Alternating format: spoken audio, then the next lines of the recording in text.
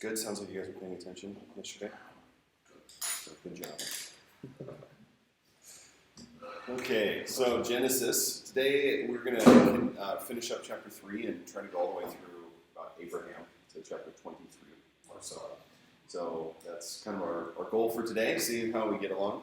And then tomorrow will be chapter 24 through 50. So we'll do just as much tomorrow, if not more, in a short period of time. We'll try anyways. Okay. Any questions from yesterday? Anything left over or after we had worked on other assignments? Okay. Just want to make sure. All right. So let's. I just want to give kind of an overview for the Old Testament significance of it, because what you guys are doing in the Pentateuch over the next few weeks is very, very essential for all of your understanding of the Old Testament, because the Pentateuch really lays the foundation for the whole of the Old Testament. So Joshua through Malachi will sit upon the foundation that is Genesis through Deuteronomy. So this each building block then is going to rest upon the Pentateuch, and ultimately then writing the New Testament. Okay, so this is very, very important, because having like a shaky understanding of the Pentateuch, it will lead to a shaky understanding in other portions of Scripture. And often the reason I see people having trouble in the prophets most of the time is because they didn't really do a great job with the Pentateuch. As they got to Deuteronomy and kind of were like, okay, it's the last one, I've read all this stuff before, no big deal. But Deuteronomy is probably arguably the most important one when it comes to the rest of the Old Testament. And Exodus. Okay, Exodus comes up everywhere. So Exodus and Deuteronomy, but Leviticus, Numbers, Genesis, all of these books are super significant for the Old Testament. And so to have them well and done well is really important, which is, for me, one of the main reasons I think the traditional model of SBS is superior, and why the Lord led Ronald G. Smith to start SBS this way is because you get to do the Pentateuch after basically 3 months or 3.5 months in the Scriptures. You have a good idea of how to study. Nothing is as intimidating as it was in day one, but then thus you get to lay a good foundation. So take advantage of that. All right, so in chapter 3, we had left off with Adam and Eve having eaten of the fruit, them realizing they were naked, being ashamed, hiding themselves. And this had come after, of course, God had made the good garden where he had planted them and they were living at. And this was in his presence, right? The garden is set up kind of like a sanctuary in the dwelling place of God, so the people, or Adam and Eve, are there in God's presence. And once they eat of the fruit, then God comes to look for them. Now, when God comes to look for them, it says that he came in the cool of the day, right? And that could mean that he came in the morning time searching for them. But another way to render this passage is that God came to them in the wind of the storm. And that is kind of an more identifiable picture of how God comes at various times. You know, think of parting of the Red Sea as by wind. When he comes down on Mount Sinai, he comes in a storm.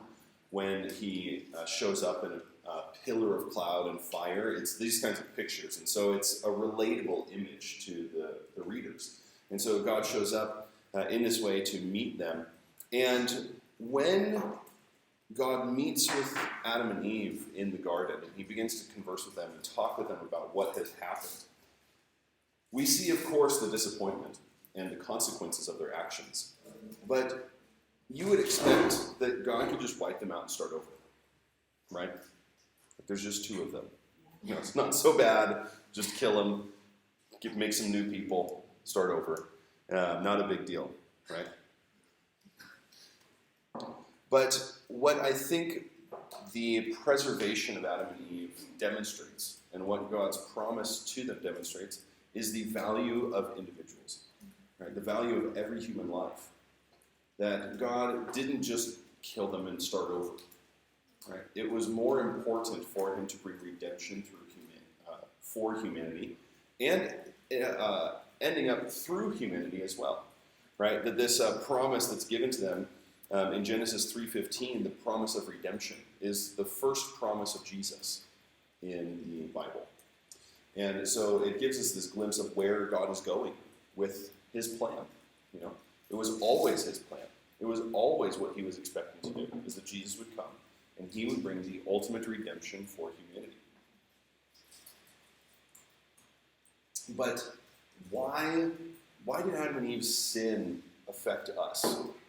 Why does their choice impact us now? Why don't we get a say in the matter? Any thoughts?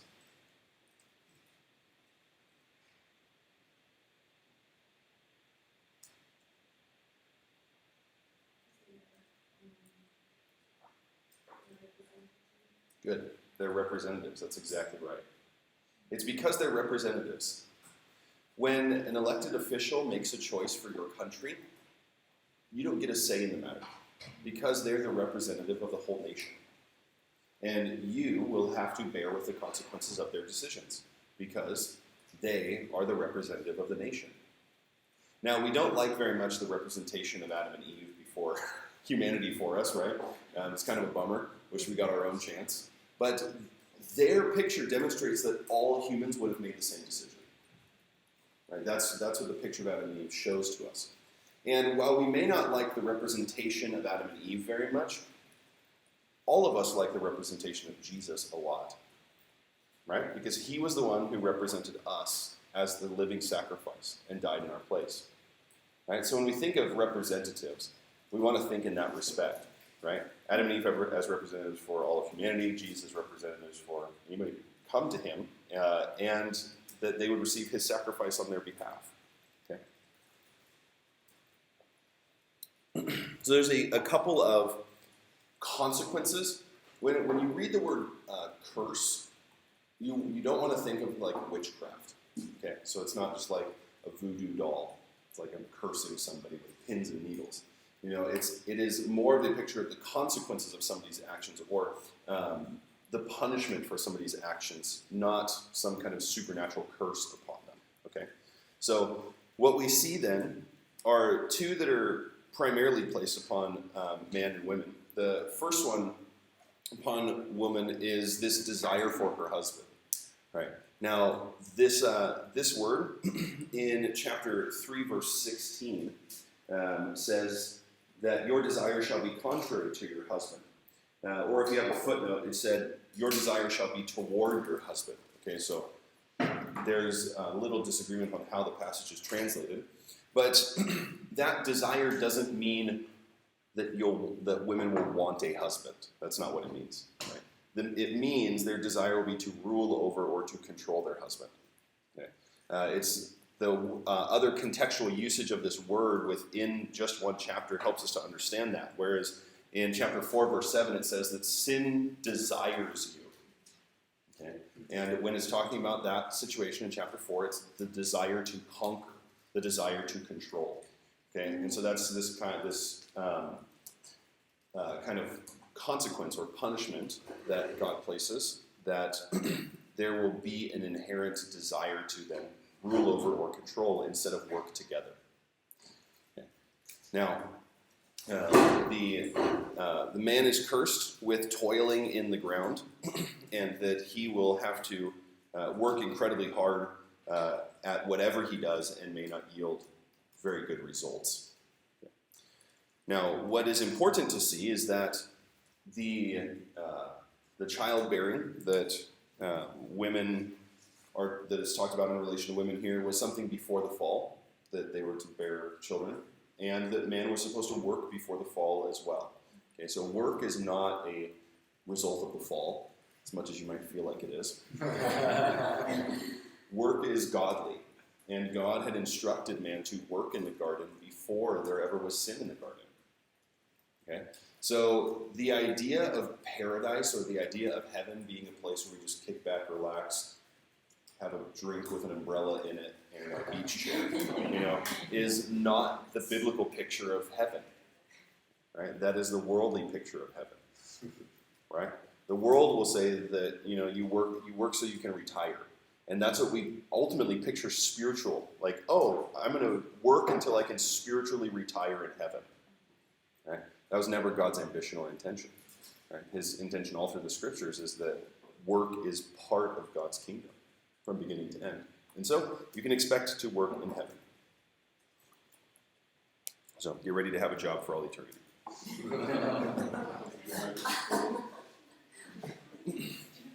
I don't know what it'll look like, but it's fun to think about. But that idea then points us to the fact that all of the work that we do, whether that's PM or whether that is some kind of job, that we should be doing it unto the glory of God. Okay? I shared this with the DBS yesterday. I think it would be helpful. I don't know if you guys are aware of the significance of what we do in the U of N as far as our learning environments go. I don't know if you guys have ever heard about it. When the U of N first started in the 1980s, a professor in education from an Ivy League school on the East Coast came to speak with Darlene and talk with her about the U of N because he was so impressed by it. And the reason he was so impressed is because the U of N hits all of the learning styles that help to ground education in somebody's life well, what they are learning really well. And what those are is the formal learning environment, which pretty much every school does well, right? The classroom learning environment where someone's talking to you and you're taking notes and learning information. But then the two areas that the U of N does that are unique, one of them, which isn't as unique amongst Christian communities, is the non-formal or informal learning. Informal learning is things like hanging out with each other. Okay? Whenever you go out for coffee or go out for a meal or you go hike a mountain, that's informal learning. When you're talking about what you've learned, you're talking about what God is showing you, you're talking about whatever. All of that is non-formal learning environment, or informal learning environment, sorry.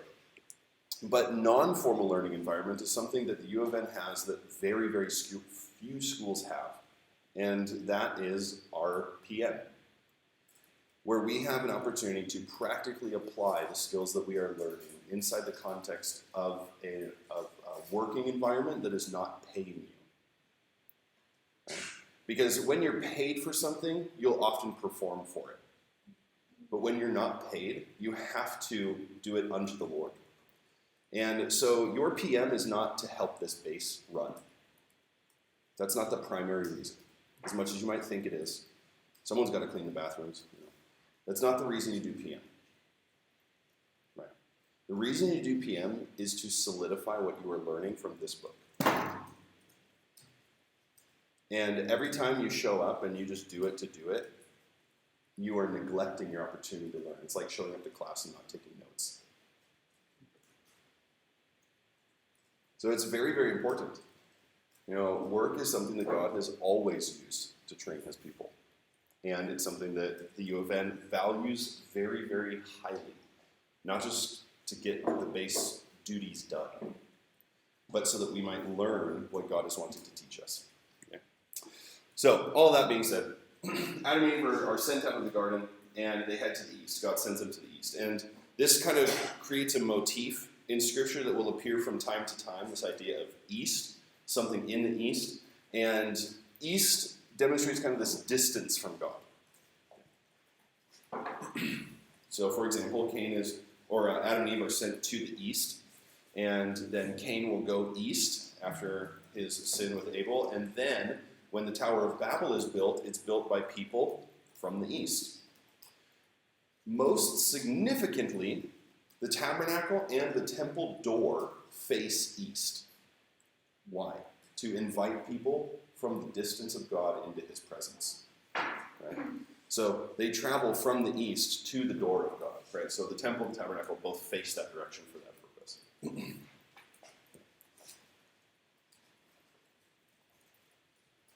So then we move on to this story in chapter 4 with Cain and Abel, these two brothers. And in the story of the two brothers, we're going to see a number of things. But how did they come about? Well, we have just an important note to make, and that is well, Adam knew Eve, and she conceived, right? Well, that's a pretty intimate knowing. The Hebrew language does not have a word for sex. Okay, so one thing to be aware of is that it will use euphemisms all the time. So the whole concept or conversation of sexuality and sex in general is a very taboo subject in the ancient Near East. Countries did not talk about it. They use euphemisms for it all the time.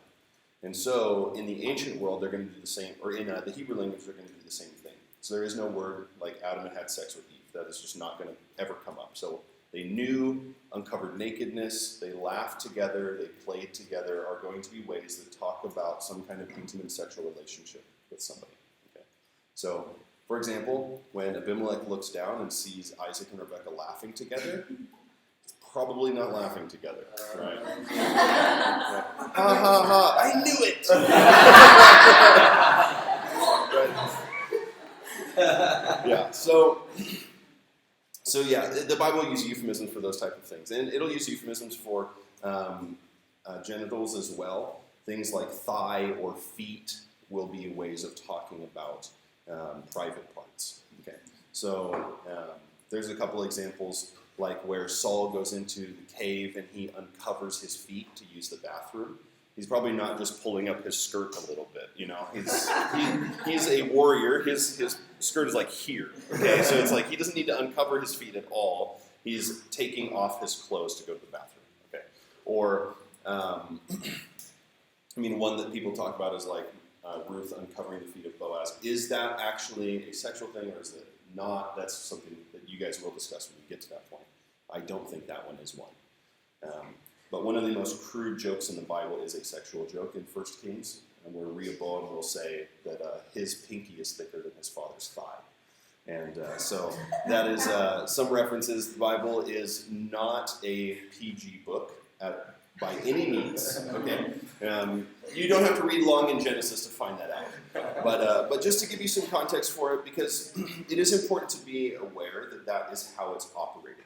Okay, so figurative language, euphemistic language is how it is being referred to. So it's just helpful to be aware of that. Okay, so Cain and Abel both bring sacrifices to God. Now, how do they know to bring sacrifices to God? How do they know what to bring to God? It's not really clear. We don't know. But they do. They bring sacrifices to the Lord to offer to Him. And Abel's sacrifice is acceptable and Cain's is not. Now, this begins to prompt a significant observation for us.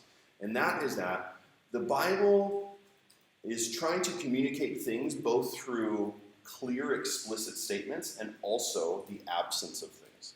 Okay?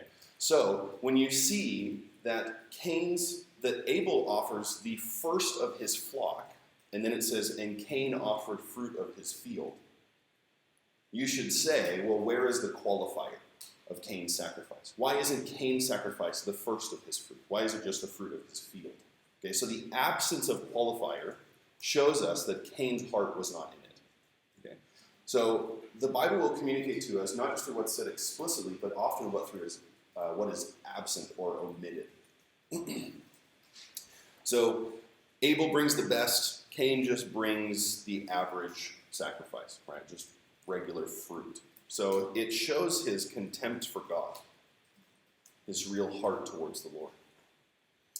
Now, when it says that God doesn't show regard for Cain's sacrifice, it doesn't say that he brought judgment on him. It's not like God is coming along and slapping Cain on the face and saying, horrible sacrifice. He's just saying that's not the kind of sacrifice I deserve.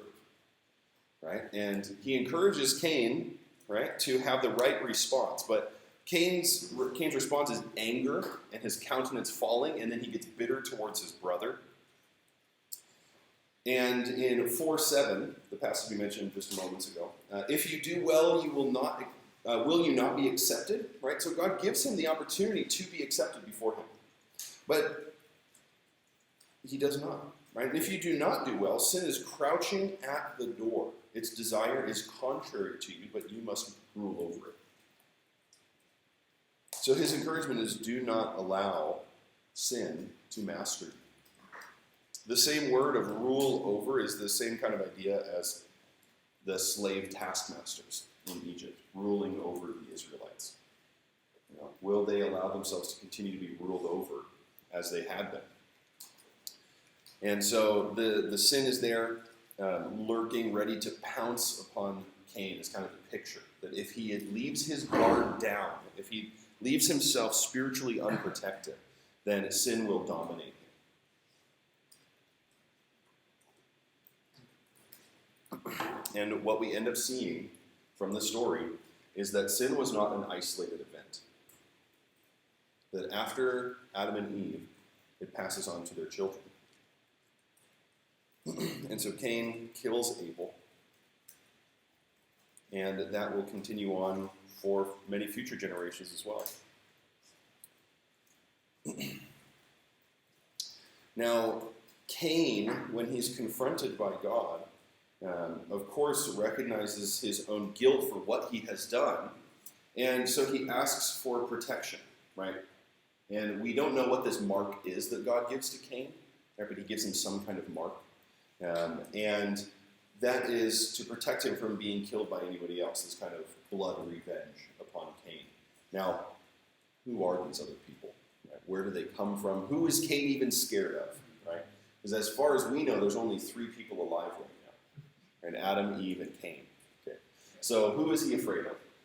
Where do these other people come from is an important question that we can ask and speculate about, but at the end of the day, we will never know. Okay, that's just the simple thought. Or the simple answer that is not easy to receive. Now, some thoughts. When God made the garden, he made it a sacred sanctuary. And when he made it a sacred sanctuary, he took 2 people from all of the people he had created and placed them inside of the garden. Okay, so that's some people's recent suggestion. And the reason is that when Adam and Eve get kicked out of the garden, there maybe have been other humans that God had already created. So there could have been other people around. The other possibility is that these are all descendants of Adam and Eve, and that the purity of their bloodline, having been created directly from God initially, allowed them to be able to bring the population into existence without bringing birth defects and deformities into their bloodline because of incestuous relationships. Okay. This is backed up by biological studies that traces the origins of humanity back to a single mother and father. Okay. So that is one suggestion, and I do think it's a very valid suggestion, especially biologically. That there's good evidence to think that everybody came from 2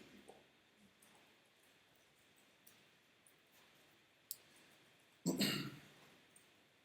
So Cain travels, he leaves to go to Nod, the land of Nod, which is east of Eden. And the word Nod means wandering. Okay, so it's another symbolic picture of where Cain is going away from the presence of God to this place of wandering. And after that point, right, we have the first 2 genealogies. Okay, so we get Cain's genealogy in chapter 5, or chapter 4, and then we get Seth's genealogy in chapter 5, which will then kind of hit the fast forward button and move us up to the time of Noah. Okay, so that's really the major purpose inside of this. Some people will look at the names and the meaning behind the names and kind of see how it points towards the time of Noah, or even points towards Jesus Christ coming.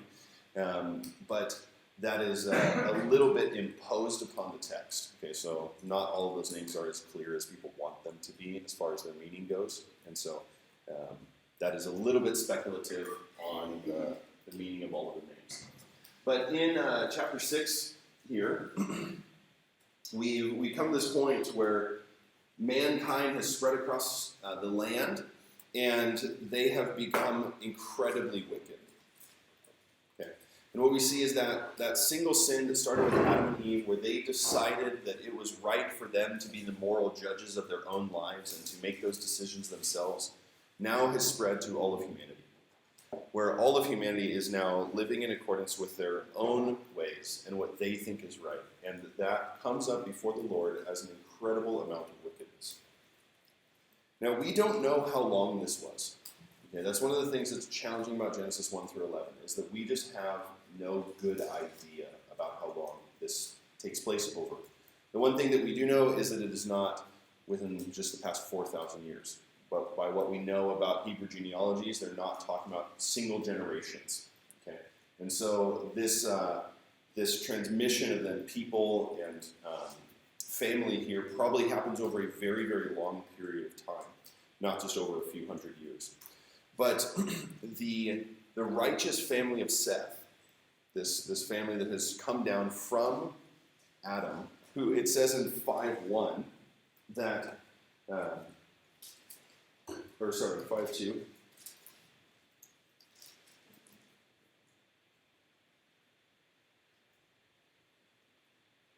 This is missing verse.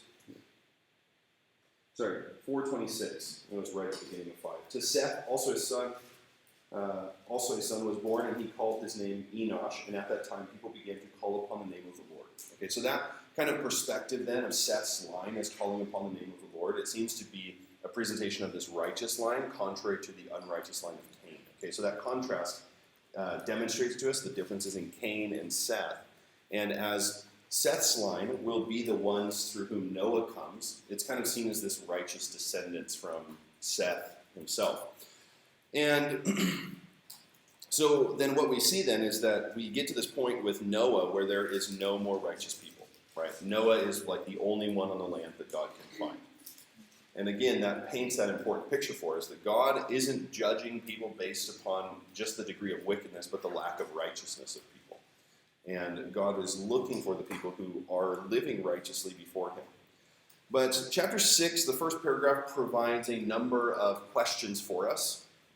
Specifically, who are the Nephilim? Right? Common question of any Bible student. So let's look at this passage. When someone read chapter 6, verse 1 through 4 for us. When man began to multiply the face of the land, and daughters were born to them, the sons of God saw that the daughters of man were attractive, and they took as their wives any they chose. Then the Lord said, My spirit shall not abide in man forever, for he is flesh, his days shall be 120 years. To 5 through 4.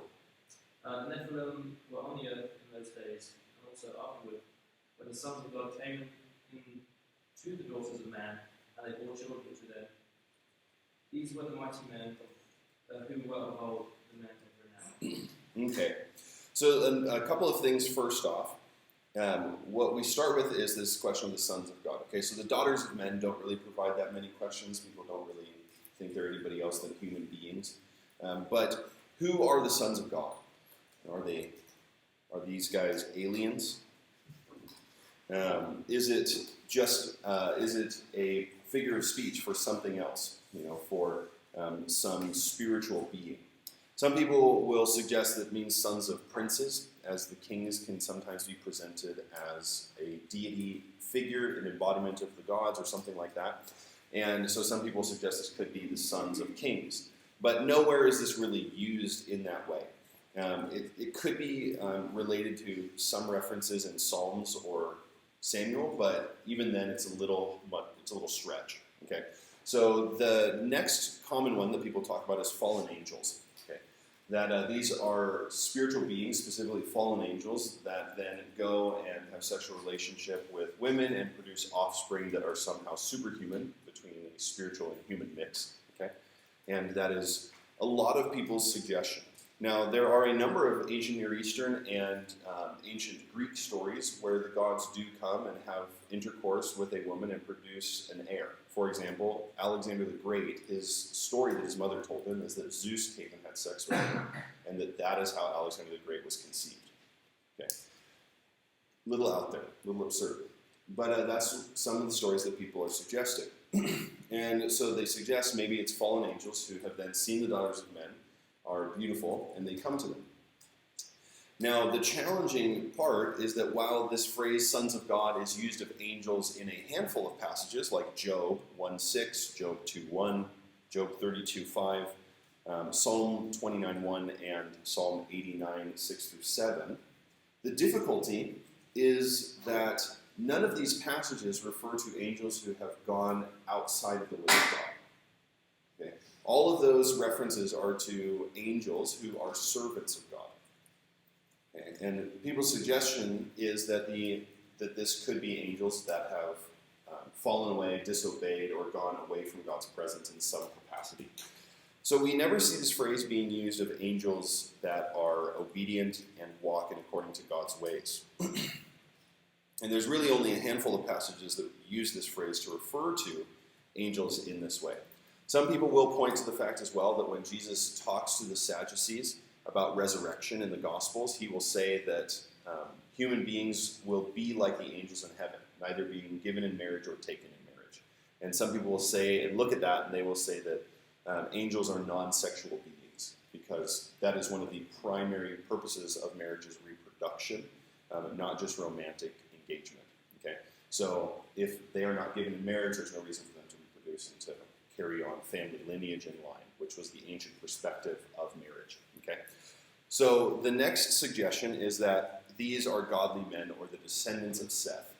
Okay, so this fits well the literary context, because just having talked about these two lines, one that follows the path of Cain, and then you end up with Lamech, who views himself as boasting in his murderous actions towards a small child.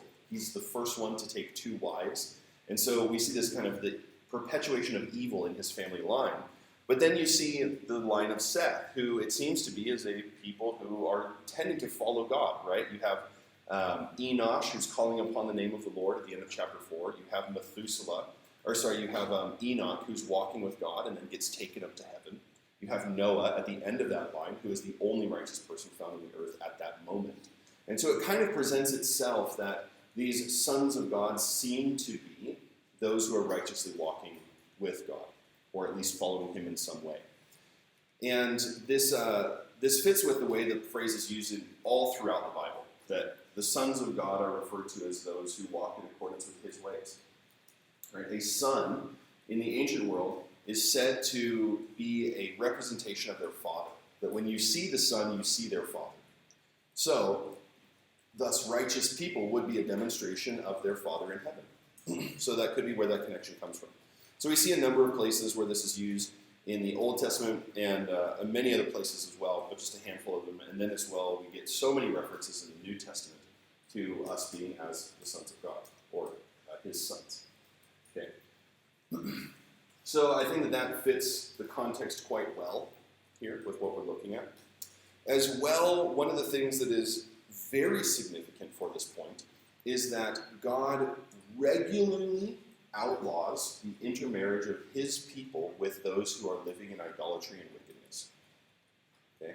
So, for example, the book of Genesis, Isaac is, they're seeking a wife for Isaac from their own family, so he does not marry somebody from the Canaanites. Or in the book of Deuteronomy, there is law against marrying with the people of the land. In the book of Ezra rips into the Jews who have married people in the land of Canaan and not from among their own people. Nehemiah gets so upset about the Jews intermarrying with people who are not followers of the covenant of God that he beats them up. So this kind of tendency, and then again what we of course see in 1 Corinthians, for example, chapter 7, shows us that God's intention has always been that his people would not go off and intermarry with people of the land. And so it kind of fits well with the context and the rest of Scripture that this is probably what is meant by that. So then the other question is, who are the Nephilim? Who are these guys? Well, if you read the passage carefully, it never says the Nephilim are the offspring of this relationship. Okay, that's one place where people get hung up. They think the Nephilim are somehow supernatural or spiritual beings that came from the relationship of the sons of God and the daughters of men, but that is not what the passage says. All it says is that the Nephilim were on the earth in those days, and also afterward.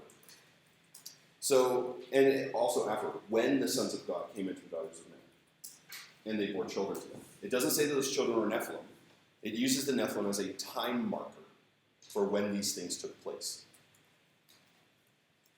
So who are the Nephilim? No idea. Nobody knows, right? When you are looking textually, okay, people hypothesize and they'll write whole books on who the Nephilim are. But looking at the scripture itself, it doesn't give any kind of statement on them. You can read the last passage. These were the mighty men of old, the men of renown, as those being the Nephilim, or as it being the offspring of the daughters of man and the sons of God. It reads either way, depending on how you take it. Now, there's only one other place in Scripture where the Nephilim are mentioned. Numbers chapter 13, where it says the spies went into the land, and they saw the land, and they report back that there are Nephilim in the land. And you're like, oh man, the Nephilim are there. Gosh, those guys, I can't believe it. Okay, why do we know they're lying and there's no Nephilim in the land?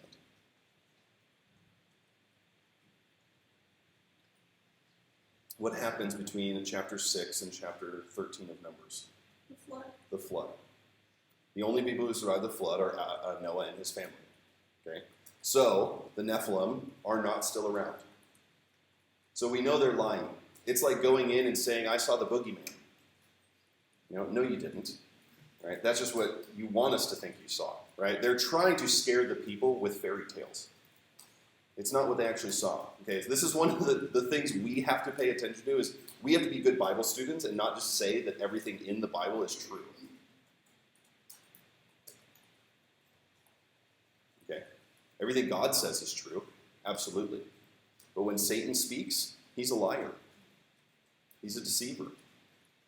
Okay? So, when he's speaking, when people are speaking, we want to gauge that based off of what we know, not just take everything at face value and say, oh, that must be right, because it's in the Bible. Okay. Right? Okay, so, be good Bible students, pay attention, and know that the Nephilim died in the flood. Okay.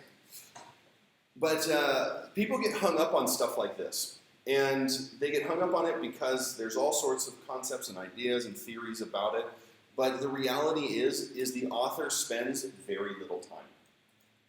Okay? And we don't want to get hung up on spending time on things the author doesn't spend their time on. If you spend more time thinking about the Nephilim than you do about Abraham's example of faith and righteousness, then you've missed the point of Genesis. And a lot of people do that. A lot of people just get hung up on these small details on things that really are not what the author is even trying to talk about. And it's an example of what Paul warns about in 1 Timothy, just getting caught up in endless genealogies and myths. And it is not helpful for our faith. Okay.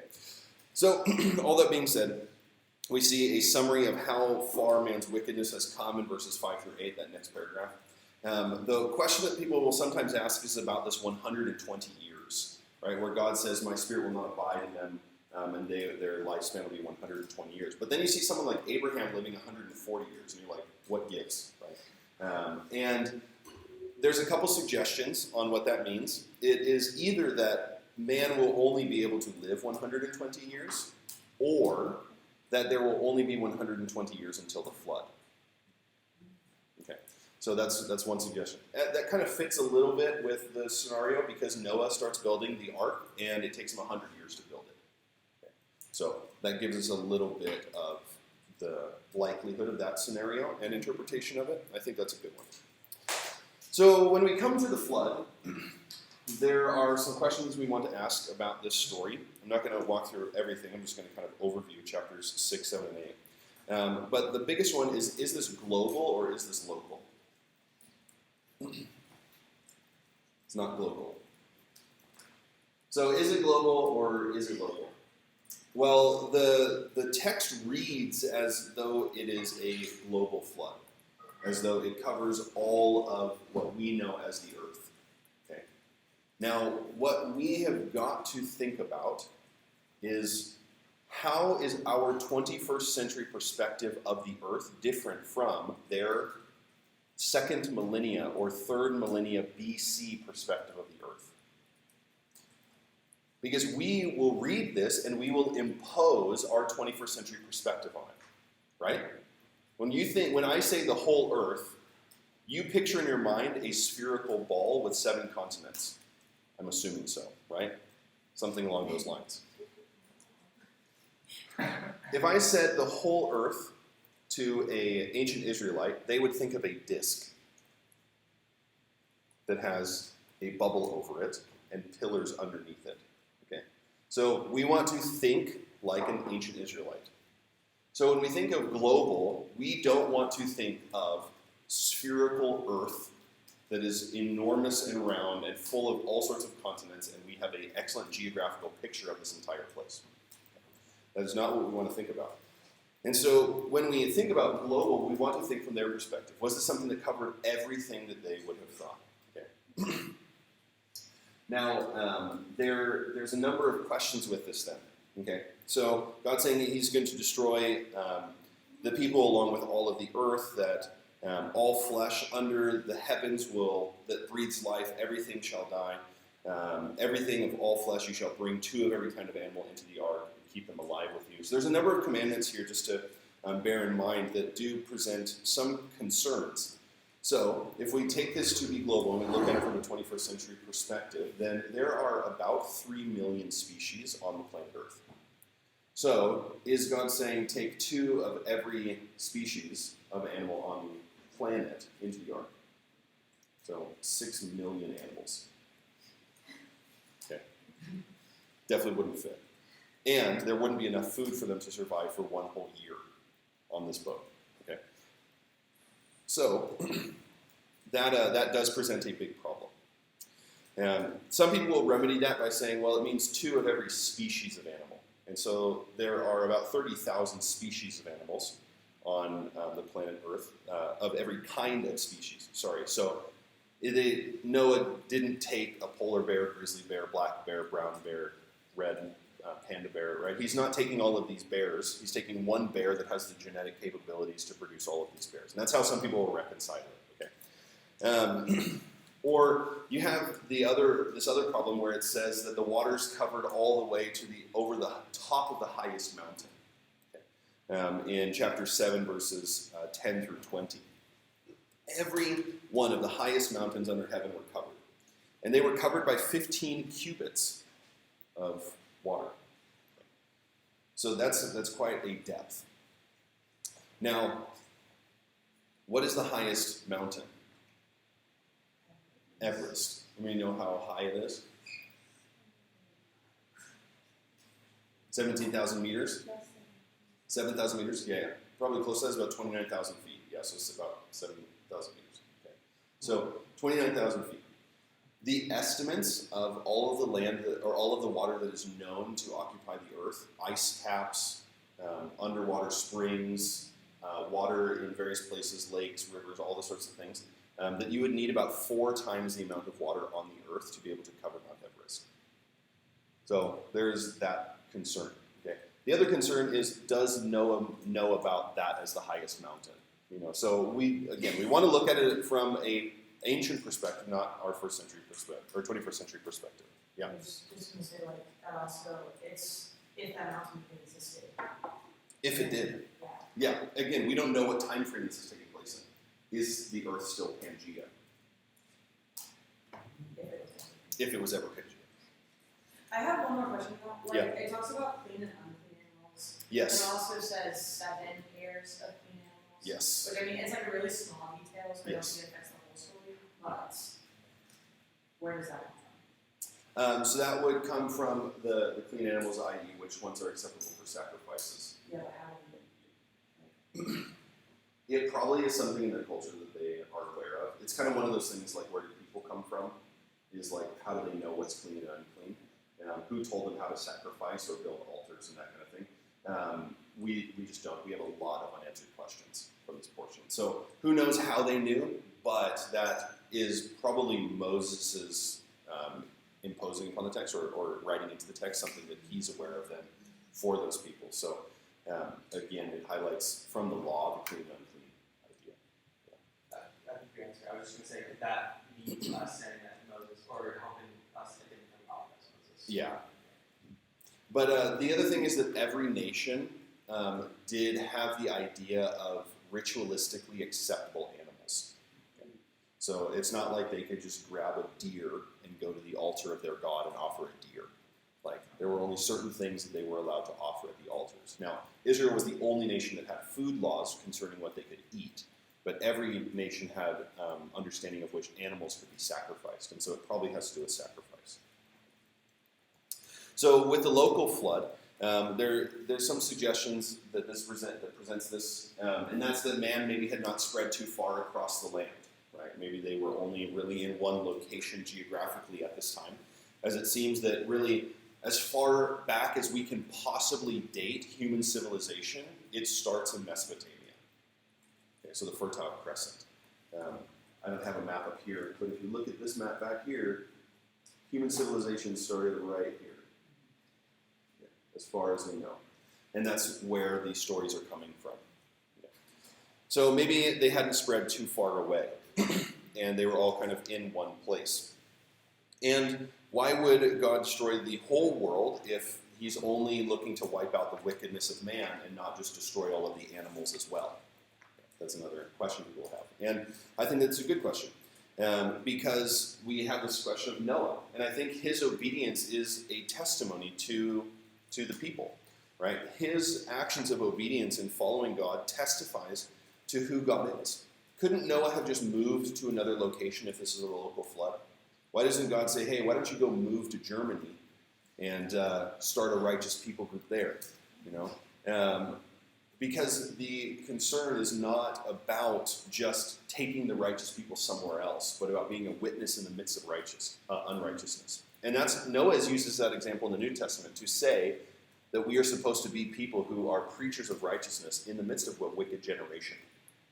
And so Noah uses that example in the New Testament. So I think that's quite important. As well, it really would be confronting to the original readers, because Noah receives one word from God and then obeys him for 100 years. And we don't have any other record of God speaking to him. Right? It's just like, here's what I'm going to do, now build the ark. Like, okay, here we go, 100 years obedience. Right. How many times have you asked for a confirmation on what God has spoken to you? Right. 10 years in, right? Are you still going to do the same thing that God has said? You know, it's just such a convicting story, right? And if this is just in a localized area, then the ark would have been a good size to have housed the hundreds or even thousands of animals that would have been coming to the ark from the local region. The other words just that we want to consider is these words for har, eretz, and adamah, which are these three Hebrew words. Har is the word that's used for mountains, but mountains, the word har is used for mountains or hills. Okay. Now, in Switzerland, if you look out the window, you're going to see mountains, right? Those are mountains. But if you go to Israel, you're going to look at the mountains, you're going to say, those are hills. Those are not mountains, right? There are not mountains there. There are hills there, right? In Israel itself, or especially if you get to the land of Shinar, like this area where the Tower of Babel is built and ancient Mesopotamia is at, it's like they don't have mountains or hills, they have sand dunes. That's the mountains they have, okay? So it is just not very mountainous of a region. And so that's just something to be aware of. We're not thinking about the Himalayas or the Alps here. Okay? The words eretz and adamah are two words that are used to translate land or earth. But both of these words are used to translate earth or land depending on the context. And so the translators will decide for themselves whether it makes more sense to translate it earth or land.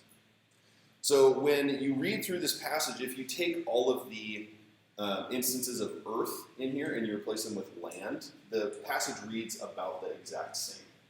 Okay. So really it is up to the translator's discretion in this passage whether they will translate them earth or land. The last thing to consider is the subsiding of the waters, because it does say that the waters are blown by a wind into the sea, or blown away from the land. Now, that would not help if it was a global flood, right? Wind is not going to blow the waters anywhere except back into the waters, right? But if this is more of a local or regional flood, then blowing the waters into the Persian Gulf or into the Mediterranean Sea might be a way to resolve the flood in the region. Okay. Now, one of the things to be aware of is that the flood story is not unique to the Bible. There's a plethora of flood stories. Now, what that doesn't tell us is that the Bible story is fake. Okay, that's not what it's trying to say. But what that tells us is that other nations experienced some type of catastrophic aquatic event. Okay?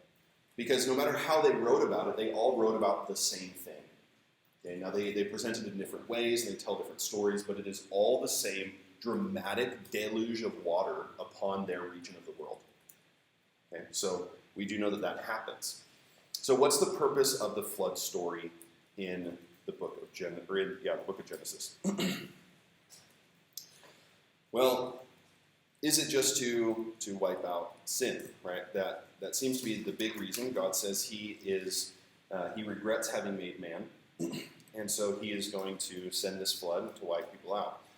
But what we see with that is that the flood doesn't necessarily destroy sin, right? But it does answer the question, could you just destroy all the people? If you only saved one righteous person, would everything be okay then? Right? Anybody could ask that question philosophically. Right? To get rid of all of the evil on the earth, what if we just kill all the evil people? Right? And just leave the righteous people alive? It's a good question. Right? And the flood story answers that question. It's not going to work. There's still going to be sin. Okay? But what it does teach us are a couple things. That God wants to use humanity to redeem humanity.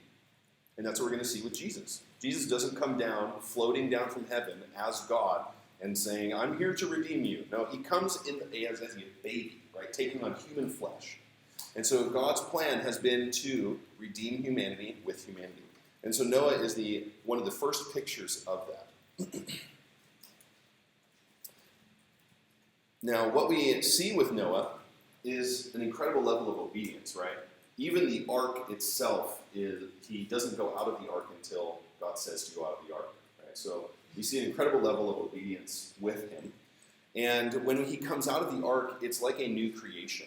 Right? There's this chaotic water event, and dry land comes out of the water, and things start to grow on the land. For example, an olive tree is growing on the land when that vegetation is brought back by the bird that flies back to the ark.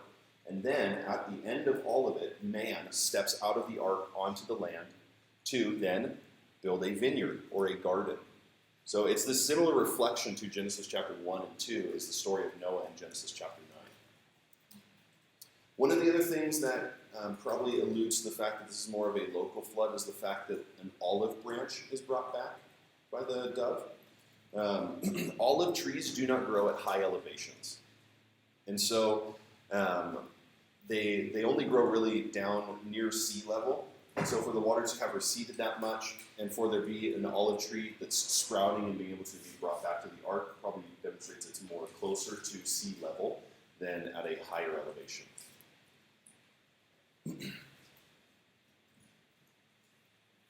Now, how does this story compare to all the other ancient flood stories? Yes? Yeah, just along those lines, like if all of humanity except for Noah's family was actually wiped out of the earth, then would they even be talking about the same flood? That's my question. Like all these other flood stories, if they're from different accounts, like different people groups, then how does that imply the same flood? Because they're reflecting on the same event. Well, like if all the rest of humanity was taken out. But the distribution of people in chapter 10 kind of answers that, right? That there ends up being these 70 different people groups. Yeah. So the thing about the flood stories is they don't just all pop up like in the same 100 years, right? It's over the course of time that these things begin to be written about. So, yeah. So what you're I'm still not understanding that just briefly. Like what you're saying is that all the people did die with Noah, but then the descendants later died about the flood. Basically. So Noah is seen now as kind of the new father of humanity, right? He's a righteous man who comes out onto the land to plant a garden to cultivate it. And then his sons are seen as breaking God's covenant. They sin. Sin has made its way through the flood. And then the Tower of Babel event happens out of chronological order. So chapter 10 happens after chapter 11. But between Noah and the Tower of Babel is probably a very long time. It's not just like 5 years later, the Tower of Babel. It's probably hundreds of years later that takes place. And so, again, we have a large. So they're like fish stories. Huh? So they're like fish stories. They're not necessarily like fish stories in that they're all just getting bigger and bigger and bigger and bigger. They all tell of kind of the same event, but with different highlights and things. And so there are some things that they pretty much all agree on. One of those things is, big picture, one of those things is that there is a big flood. The next is that there is a person who is bringing some kind of salvation or some kind of rescue for the people. They disagree on the length of time, and they disagree on the purpose of the flood. Okay, so in all of these other flood accounts, the purpose for the flood is pretty much consistent in that man has become a nuisance to the gods, and they want to kill them. And so they send a flood upon humanity to destroy them because they're tired of hearing about their whining. That's kind of how all the flood stories go. When Noah records the flood, or when Moses records a flood story about Noah in the Bible, he's recording a story that puts God at center stage, where he's saying man has broken God's heart. And so it's not that man has become a nuisance to God, it's that God grieves over what man has become. They're very different. In the most famous flood story, Enuma Elish, which comes from the Epic of Gilgamesh, the story is that the gods were tired of humanity and they wanted to wipe them out, but there was one god who had compassion upon humans.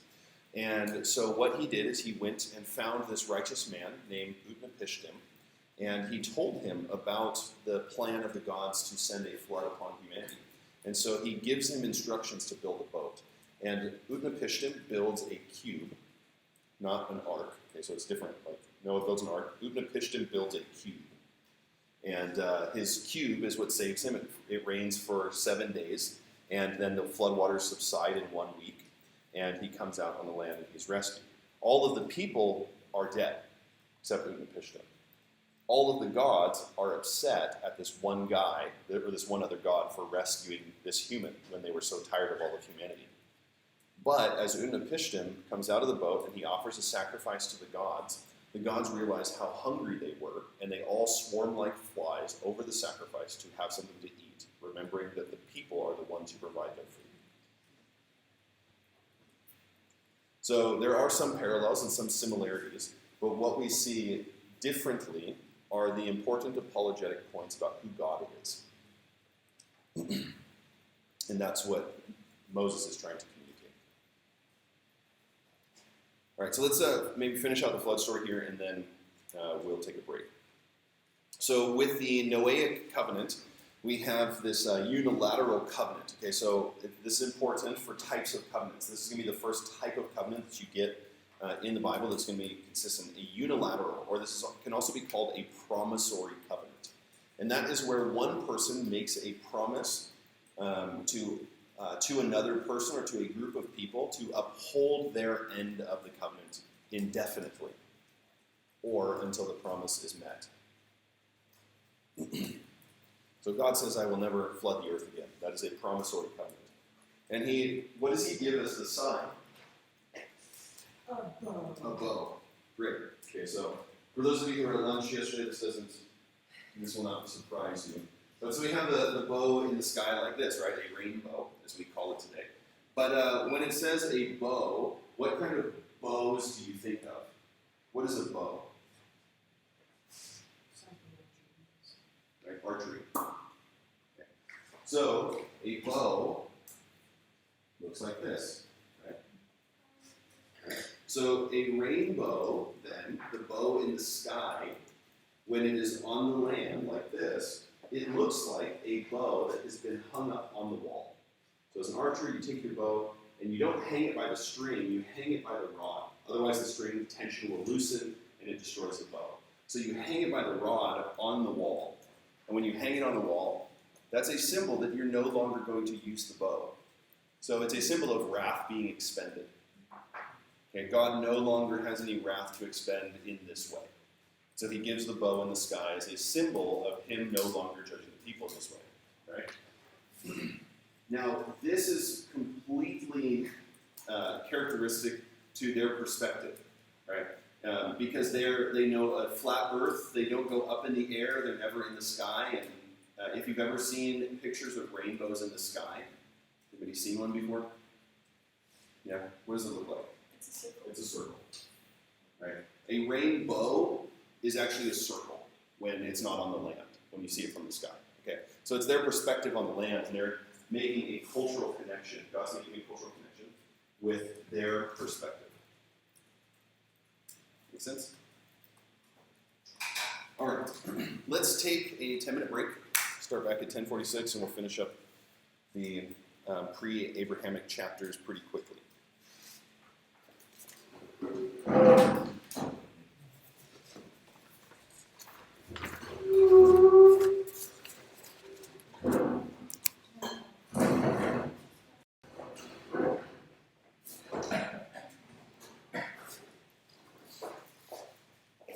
we've got quite a bit to go through, so I want to just get rolling with this. So with Noah, right, he comes out, he offers to God, God makes this covenant, and then God gives him a number of promises with this. It's an unconditional promise made with all of creation, right, about the rainbow. But then we've got this really weird story with Ham. Were you guys confused by the story? No. Something happens, Ham comes out and tells his brothers, come and see our naked father in the tent, and you're like, why? What's going on here? Okay, so what does it mean? What's kind of going on with this story? So Noah's drunk, Ham uncovers his father's nakedness. What does this mean? Okay. Now there's a couple options, and the story is important because who does Noah curse? Not Ham. Who is his son? Canaan. Okay. Where are the people of Israel going? To the land of Canaan, right? Who are their enemies they're going to wipe out in the promised land? The Canaanites. Okay, so this story gives a lot of context for the original readers, okay, of the history of Canaan and the Canaanites. Okay, so what's going on? The first option is that people are incredibly innocent back in this time, and that simply seeing his father naked was enough of a statement.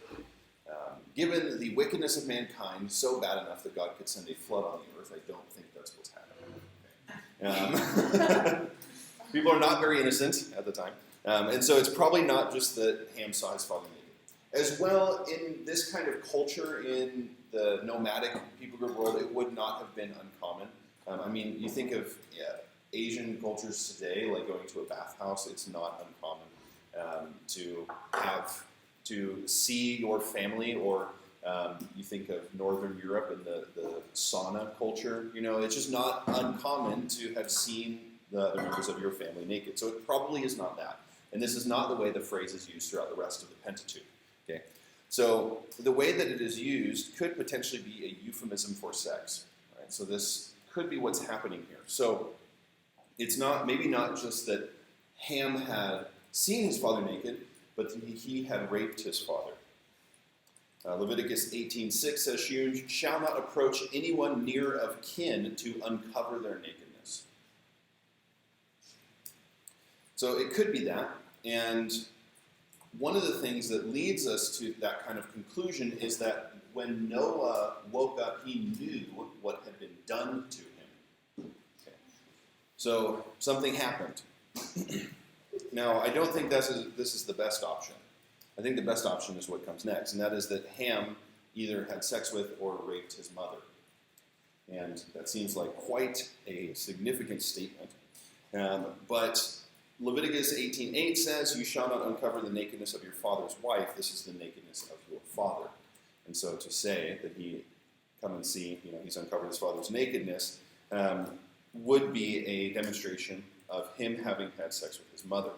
Now, why? Why is this the case? Well, Or why do we think this is the case? I think because of the fact that it is not Ham who is condemned for the action, it's Canaan who's cursed. And so it's probably the offspring of the relationship or the rape. Okay? So Canaan is probably the one cursed because he is that offspring.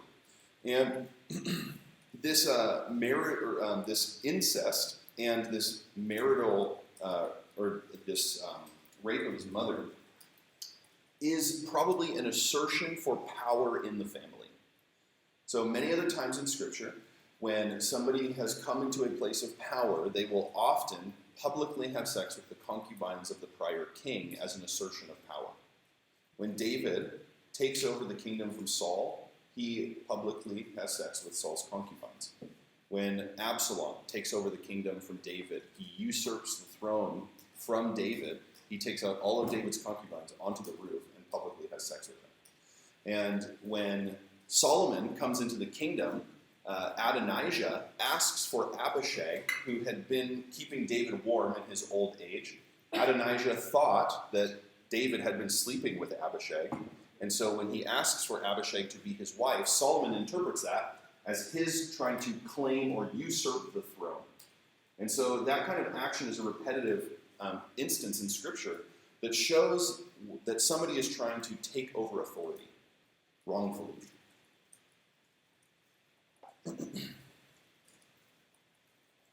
And so it's likely that is the case. It also gives an incredible backdrop for the origins of the Canaanites, and then the background of how horrible they were in the land, and the terrible kind of crimes that they were committing in the land against the Lord, that led to where they were at as a very perverse people, known for their incredibly depraved sexual practices and worship, and their incredibly depraved culture. And so that probably gives some kind of background to the Israelites for who these people are when they go into the land. As well, if you look at the list of descendants in chapter 10, it is very telling that pretty much all of the descendants of Ham are the enemies of Israel. I have a question. Mm-hmm. But why did his brother go in and cover his father? Yeah, so it could have been that they go in and they cover up both his mother and father, or just his father. That's the biggest dilemma with this option. Yeah. So this, I do think that's probably what Ham is doing, but that is the biggest question. Yeah. All right, so chapter 10 gives us what is called the Table of Nations. This moment, while it doesn't seem very significant for us as descendants and genealogies and this kind of thing, becomes an incredibly significant scripture in the intertestamental period and then into the time of the New Testament. Because what is seen here is 70 nations. Okay? And then what the Jews began to develop was this idea that there are 70 other gods or 70 other spiritual beings that have some kind of authority delegated to them over the nations. God had chosen Israel, while all of the other spiritual beings were given authority over all of the other nations. Okay, that's one why this chapter is so important. It also gives us kind of a record of where these people are. Chapter 11, the Tower of Babel. Okay, so this event is quite important because this event is the pinnacle of man's disobedience against God in the first 11 chapters. It is the climax of the first 11 chapters. So what are they building? Well, the most classic depiction of the Tower of Babel was a painting that was done in the Renaissance period of a circular tower that's going up. And the, what is it called? It's not the EU Parliament, but it's like the Capitol building of the EU. For our European friends, what is it called? It's in Belgium. I think so. But it's built in a circle like that, and it's modeled after the Tower of Babel. So they built it after the Tower of Babel as a symbol of unity of the nations, and that's what the purpose of it was. Okay, so that's the classic Renaissance depiction of it.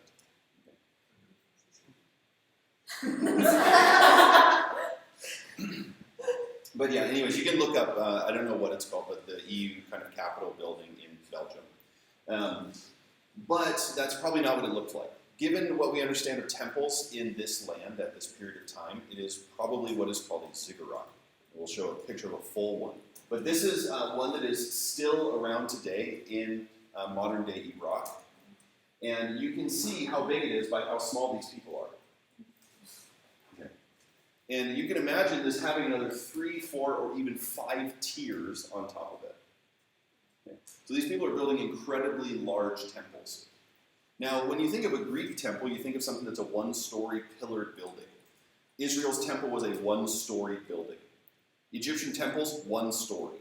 So why are they building temples that look like pyramids? Okay. Their perspective is that the gods dwell in the heavens, and the higher they can get to the heavens, the closer they can get to the gods. And that's why they say, let us build a tower to the heavens. Right? They are trying to elevate themselves above God. And so they say, come, let us build ourselves a city and a tower with its top in the heavens, and let us make a name for ourselves, lest we be dispersed over the face of the whole earth.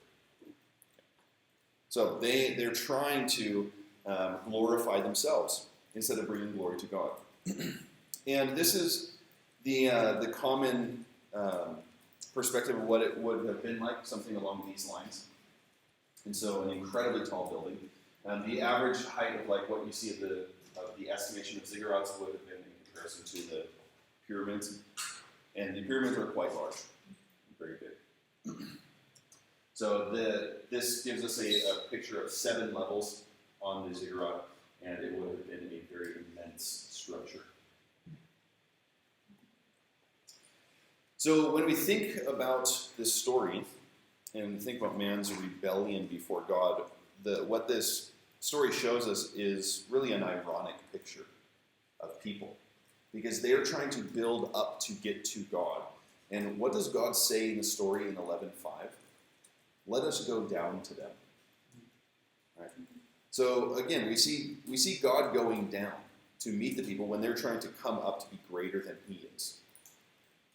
So it's this ironic turn of events. And then as the languages of the nations are confused, and in verse 8, God disperses them over all the face of the earth, and they did not continue to build the city. The moment here is a mark of God's disowning of the nations, is what it's seen as. Because in the next chapter, God will choose one family. So prior to this time, God had been working through all of humanity. Adam and Eve, Noah, and his desire was to be the God of all of humanity. But as people continue to disown him and continue to rebel against him, he disowns the people as he disperses them across the earth. And then he will choose one family to be his representatives. What other event is centralized around the unity of languages? Pentecost. Okay? And I don't know if you guys made that connection, but now knowing the Genesis story, the story of Pentecost is the reversal of the Babel story, where all of the nations are coming back together to glorify God in one voice. Okay, so that is seen then as the gospel going out to all of the nations. Okay, and so it's kind of this picture then of God receiving all people to himself. It's this reversal of that situation. So what we see with chapters 3 through 11 is that man's rebellion has grown immensely, and that the problem of sin is not isolated to one person or even one family, but it had traveled down through Adam and Eve to Cain, and then of course to all of their descendants. And we see this moment of the righteous and the unrighteous coming together and leading ultimately to this incredible wickedness on the land, which then leads to the flood that happens and culminating in the Tower of Babel. What these chapters should fill us with is a sense of hopelessness. There is really nothing redeeming. Even the man who is righteous and is chosen to bring redemption and new creation to God's land also sins, and we see the rebellious nature of humanity rising up again in only one generation within the flood, right? So this is kind of what our thought should be, right, is this hopelessness. What is God going to do? How is he going to bring resolution to this story? And that's where we're going to get chapter 12. And so in chapter 11, verse 27, we see the beginning of the Abraham story. Now these are the generations of Terah, right? So Terah fathers Abram, Nahor, and Haran. Okay, so just like is pretty characteristic of all of the scripture in Genesis, it lists the prior generation, and then it will follow along with the second generation's stories. Okay, so these are the generations of Terah, and that will be Abraham's story. So we get the call of Abraham in chapter 12. And this operates as the hinge for the book of Genesis. So everything kind of turns, it's like the pivot point, and now the story's going to go in a completely different direction. And what you can kind of think of is almost like a funnel. Okay, so we've got Genesis 1 through 3, which we see all of creation. And then we've got 4 through 11, which focuses on humanity. And then from chapters 12, pretty much all the way through Acts 10, it is going to focus on Israel. And then it will open back up again through the New Testament for the rest of the scriptures, for all people. Now, of course, in this time, you do get the perspective of various nations popping on the scene or various people popping on the scene. But what this is this kind of funnel here is like a telescope. Okay, so if you're looking through a telescope at the night sky, you're only seeing a pinhole of the stars in the sky, right? A very, very small amount. And if something randomly passes in front of the telescope, that is like a 1 in a million chance. But was that all that was there? No, there's so much more going on. Okay? So the Old Testament is not trying to give you a history of the world. It's trying to tell you the story of God and his people. So there are going to be all sorts of other things going on that are much more important and significant, historically speaking, but not spiritually speaking. Okay? So Israel, the thing that we can kind of begin to think is that Israel is something special or big or powerful or an important nation, and they're just not. Okay? In the political sphere, Israel is a nobody. They're not important. They're a random kingdom out in the land of Canaan, and the only thing that they're good for is taking care of a trade route in the eyes of the world. Right? Now, of course, we see God's spiritual purpose behind what he has done with them. But we don't want to convince ourselves that somehow these people are some strong, mighty, amazing nation. They're really powerful. They're just not. And they're not going to be. But that's not why God chose them. God could have chosen the Assyrians, powerful nation, impose his rule upon all people. But he chose Israel to be his representatives in a very strategic location. And so he calls Abraham. And when he calls him, in verses 12, 1 through 3, it says, "Now the Lord said to Abram, go from your country and your kindred and your father's house to the land that I show you. And I will make you a great nation. And I will bless you and make your name great, so that you will be a blessing. I will bless those who bless you, and him who dishonors you I will curse. And in you all the families of the earth shall be blessed." Now, up until this point, as far as we know, Abraham has been worshiping idols. The book of Joshua, chapter 24, tells us that Abraham and his family were worshiping idols in the land of Ur, the Chaldeans. And so it is very likely that Abraham is also participating in that as well. And while God calls Abraham, we see a number of important promises given in here, but there are a few promises that we're missing that will be developed later. Okay. So, what are these promises? I will make you a great nation. I will bless you. I'll make your name great. Bless those who bless you, curse those who curse you, and all the families of the earth will be blessed. Okay. These four are fulfilled basically within the Pentateuch. This one is something that is supposed to be fulfilled after they enter the promised land, but will not be fulfilled until Jesus Christ. Okay. So we see these promises. Now, what we don't see are a few key things that are necessary to see these things accomplished. Abraham is not promised any children. His wife is barren, and they're childless. So God is not promising any children yet. And he's not promising any land yet. He's promising he's going to make him a great nation, but where? How? Through whom? Right? There's all sorts of questions that are up in the air that we have no idea about. But what is Abram's response? And I'll probably go back and forth between calling him Abram and Abraham, just because we better know him as Abraham. So, what is Abram's response to this?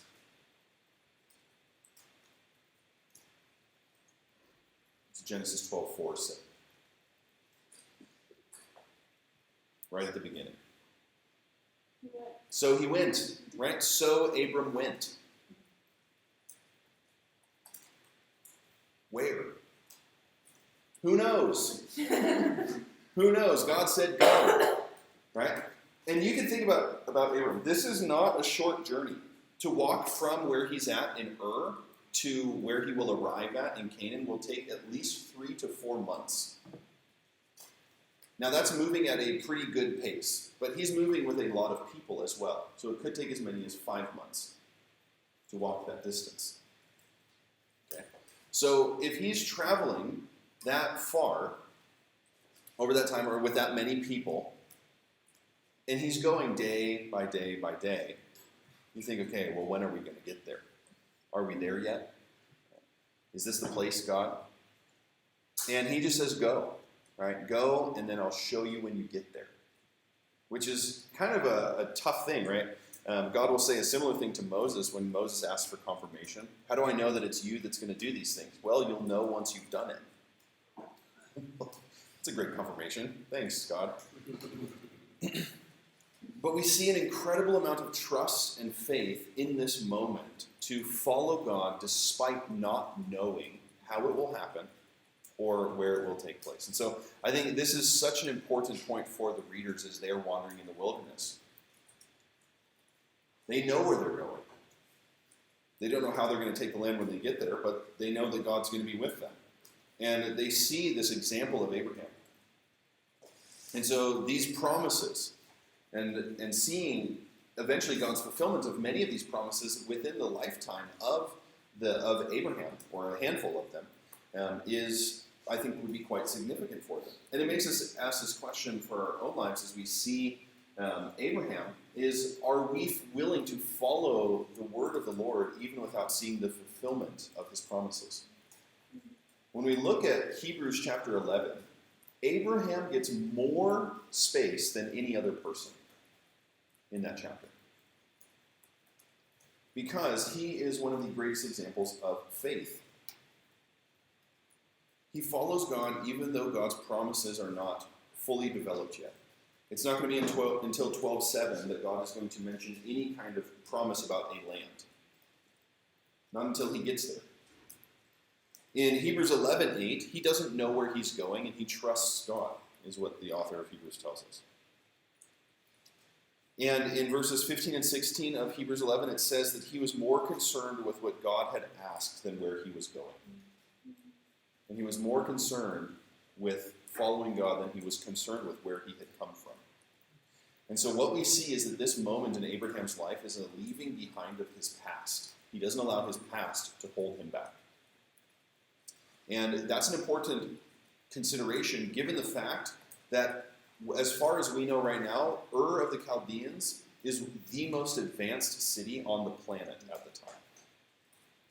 This is like moving from Geneva and going to the wilderness of Siberia. Or New York City and moving out to the fields of Nebraska. For Americans, right? This is going from the most advanced place. There's been discovery of flushing toilets dating to the time of Abraham. They piped in water, and some places and palaces had indoor plumbing. Okay? These are not your people who are just like living in tents and lighting candles on their walls. Right? They don't have electricity, but these guys are really well off considering the situation. People aren't dumb. I mean, you can just look at a ziggurat that is still around 3,500 years later, and the roads we build are destroyed in 10 years. You know, like... So these people are not dumb. They're really smart. And Abraham is leaving the most advanced place in the world at the time to go to a place that is just out in the sticks. To a people who are the hillbillies of the Middle East. So the movement of Abraham to trust God is immense. So incredible. So incredible to see him following God like this. And we see in Acts chapter 7 that Stephen will say that Abraham did not even receive an inch of the land for himself. And so, while he is promised land, he does not see the fulfillment of these things. So, we get to see a little bit of Abraham's movement here. It's Abraham and his family. And they're going to travel from the Chaldeans, and they're going to travel up all the way through along the Euphrates River, and they will arrive at Haran. And it is in Haran then that the party will get a little smaller, and it will be Abraham and Lot and a couple of other people. And Abraham and the other members of his family, Nahor, and Haran, will stay in Haran. But Lot and Abraham will head down to the land of Canaan. There they go. All right. Maybe I should teach you guys Acts sometimes. You'll see Paul go on his missionary journeys. I can show you for fun too. All right, so Abraham is called by God and he goes, right? And he leaves from Ur and goes all the way to the land of Canaan, right? A very long journey, and he only knows where he's going once he's gotten there. This is God's call upon his life to leave his past behind. This is not like he can hop in his car and drive back home and visit his family sometime. This is a call to leave everything and never come back. And so this is an immense call to leave his past.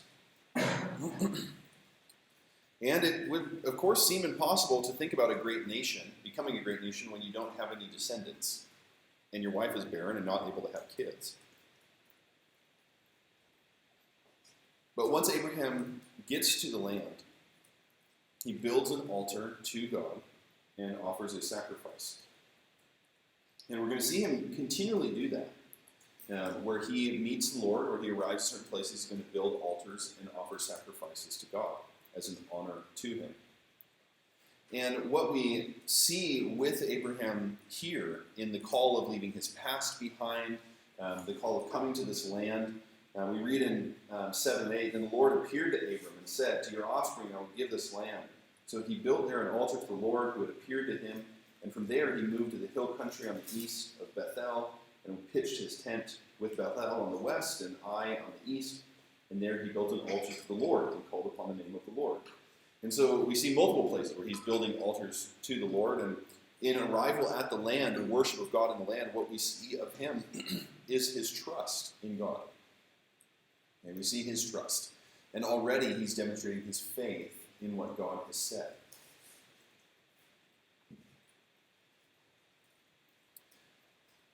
And what God is looking for in Abraham, and what he highlights in him later on, is that Abraham is a man of faith. And that faith is manifested in his actions. That he's calling him out of a comfortable, easy, happy life in Ur, where everything is great, to a land where things are hard, where he will live in tents the rest of his life, where people speak a language that he might not understand.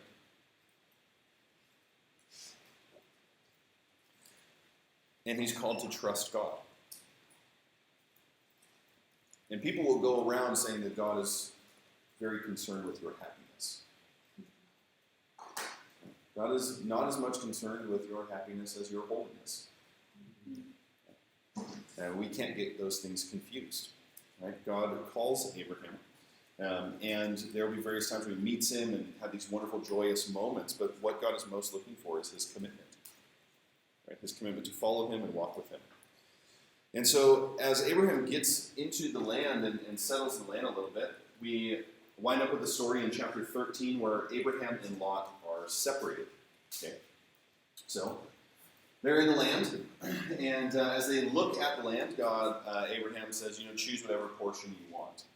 Right? And this is an incredible step of faith as well for Abraham, because it's his trust in the Lord that God will provide the land for him, that he doesn't have to selfishly take it for himself.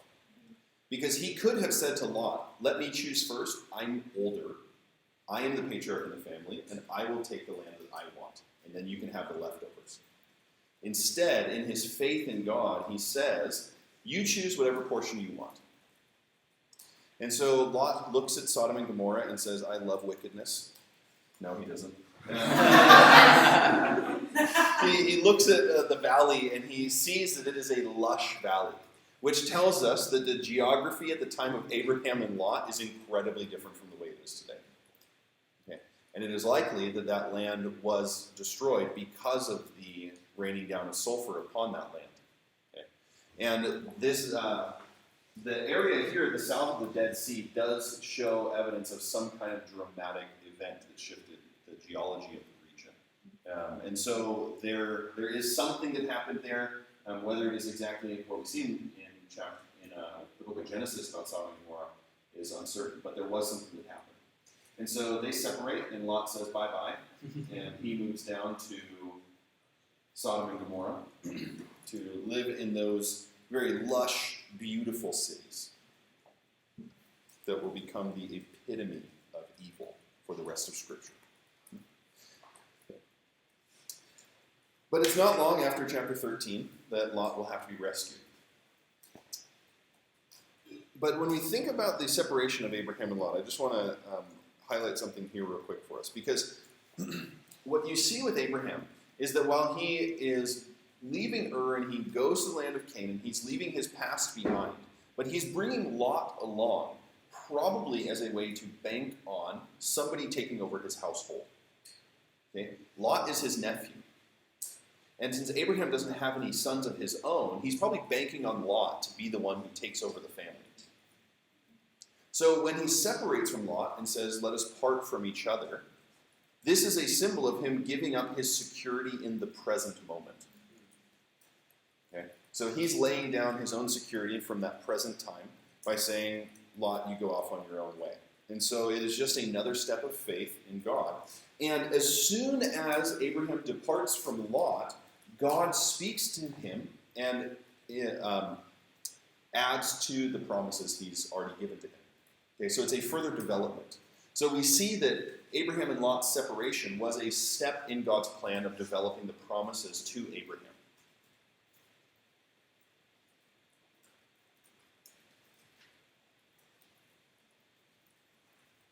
And don't worry, I'll hit on the Abraham, Sarah, Abimelech, Pharaoh situations later on once we get to the next one. There's one that happens right away. But in chapter 14, we have this situation where Lot has been captured by these kings that have risen up to attack Sodom and Gomorrah, and he's taken away as treasure, as a slave. And so Abram goes to rescue him and to go and get him. Now, how Abraham has an army of soldiers ready to just call up and go somewhere, I don't know. But he does. Right? So however, maybe he was a charismatic leader and he just goes around and rounds everybody up. Get your pitchforks, we're going to go get them. Who knows? But he does. He rounds people up and he goes to get them. Now, on his way back of rescuing them, which is crazy, right? He wins. He overcomes them and he rescues Lot. He is on the way back and he runs into this guy, Melchizedek. Now, you guys have met him well and good in the book of Hebrews. But let's talk about him in the book of Genesis. Did you guys look at him when in Genesis when you were doing Hebrews? Come back to the passage, okay. So I'll just share a couple of thoughts then about him. Of course, we see his name meaning King of Righteousness and King of Peace. And he's a priest of the Most High God who brings wine and bread to bless Abraham.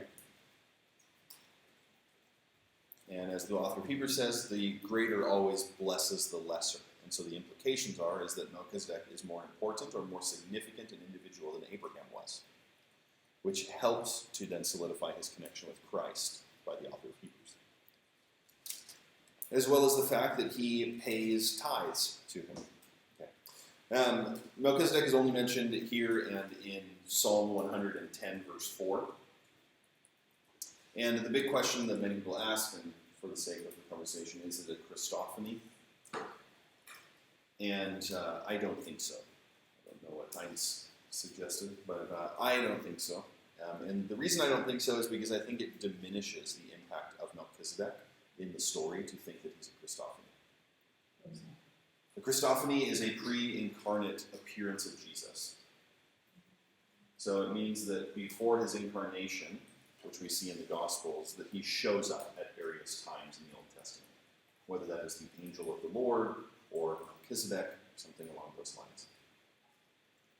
So that suggestion is given because of the author of Hebrews saying he has no mother and father, genealogy, we have no record of his birth or his death. He's just a random dude who pops on the scene. And so some people are like, oh, well, it's Jesus then, because he doesn't have any genealogy at this point. Okay, it's not until Matthew that he actually has a genealogy. But I think that diminishes the point of Melchizedek, and it kind of takes away from what God is trying to communicate and what the story really emphasizes about the character of God. Because chapter 14 comes right before 15, go figure. And chapter 15 is going to be one of the most significant promises in the book of Genesis. Okay, chapter 15 is like the high point. It is one of the most important chapters in this book. And the story of Melchizedek happens right before this story. Okay. Now, as Abraham then pays his tithes and he gives 1/10 to Melchizedek, what does Abraham do with the rest of the money? Or the spoils? What does he do?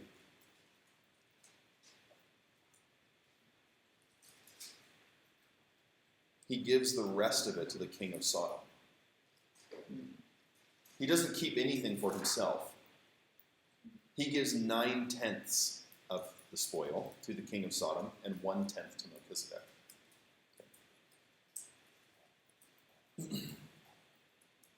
Just as a point to be aware of there.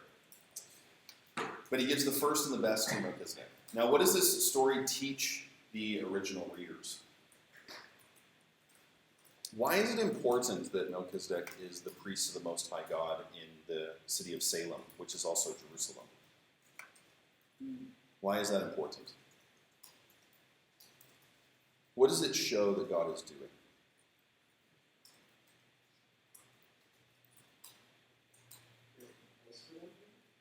Creating a place for them, potentially. But they won't know that Jerusalem is the place they're going to be until the time of David. I think the lesson that it teaches us is that God is working behind the scenes.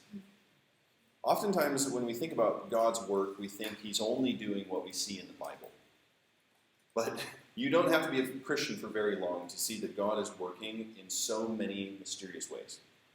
And he's working in so many people's lives and in such intimate and deep ways that we can often be surprised when we find out about it. And I think Melchizedek is one of those examples. So in chapter 15, God is going to say in the end of the chapter, or near the end of the chapter, in verse 16, and they shall come back here in the fourth generation, for the iniquity of the Amorites is not yet complete. Okay, and this teaches quite an important lesson about God's character, that God gives periods of time for people to repent before he brings judgment upon them.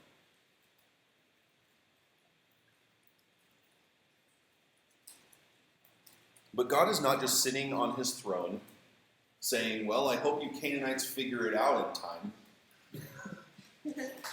I think Melchizedek is an example of God's mercy. A man who is a minister of the Most High God in the land of Canaan, amongst the Canaanites. He is a witness of Yahweh in heaven. He is an example and an opportunity for the people to turn to God. And I think it shows God's mercy. And if we say he's just a Christophany that appears momentarily and is gone, I think it diminishes the fact that God's mercy is present for the Canaanites.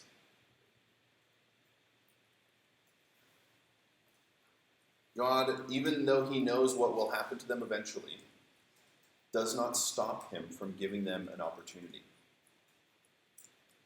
And I think that is just the character of God is so significant about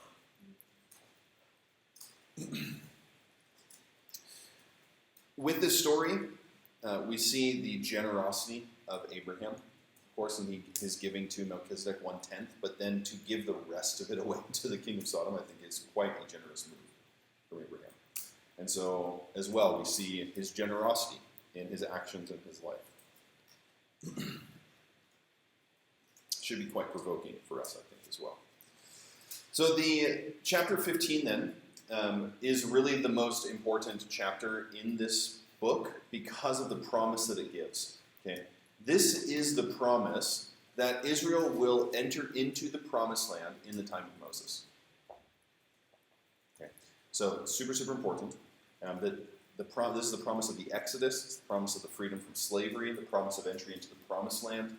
This is the pinnacle promise for them, and it's what everything rides on. It's one of the promises that Abraham presents to, or that Moses presents to God on Mount Sinai after the people have sinned with the golden calf. Don't forget the promises you made. Okay. So Genesis chapter 15, a number of things that we see here. In each of the previous times when God has made promises to Abram in the past few chapters, Abraham has been silent. Right? He has not responded, and he hasn't said any questions about how are you going to do this, and how is this going to happen, where's the confirmation. Abraham has just said, okay. Which is, I think, should teach us a lot about our responses to God. And he's just like, okay, Lord, if you say so. And God says to him, right, to Abraham, your reward is going to be great. And that's where Abram will respond, and in verse 2, he'll say, "O Lord God, what will you give me, for I continue childless?" Okay, so this is the first time that he's expressed some kind of concern. Based off of what we know in the time frame of this, the passage here, when he mentions in verse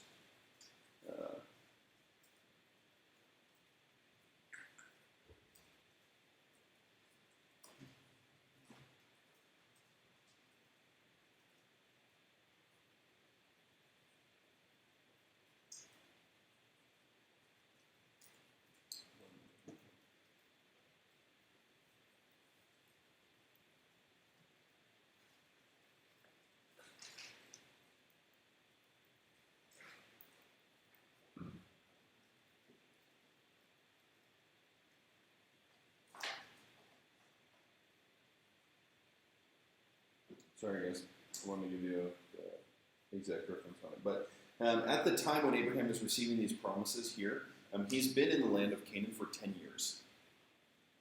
Okay, so chapter 15 takes place 10 years after chapter 12. So a decade has gone by where he has just received the promises of God, and he has said yes. And so for the first time in 10 years, he's responding with some kind of question of, how is this going to happen? And then, of course, God tells him to go outside and to look at the stars in the sky, and that his descendants will be as many as the stars in the sky. And then 15:6 says, so he believed, and it was counted to him as righteousness. And the way Paul will say it is that his faith was counted to him as righteousness. Right? He believes, and it's counted to him as righteousness.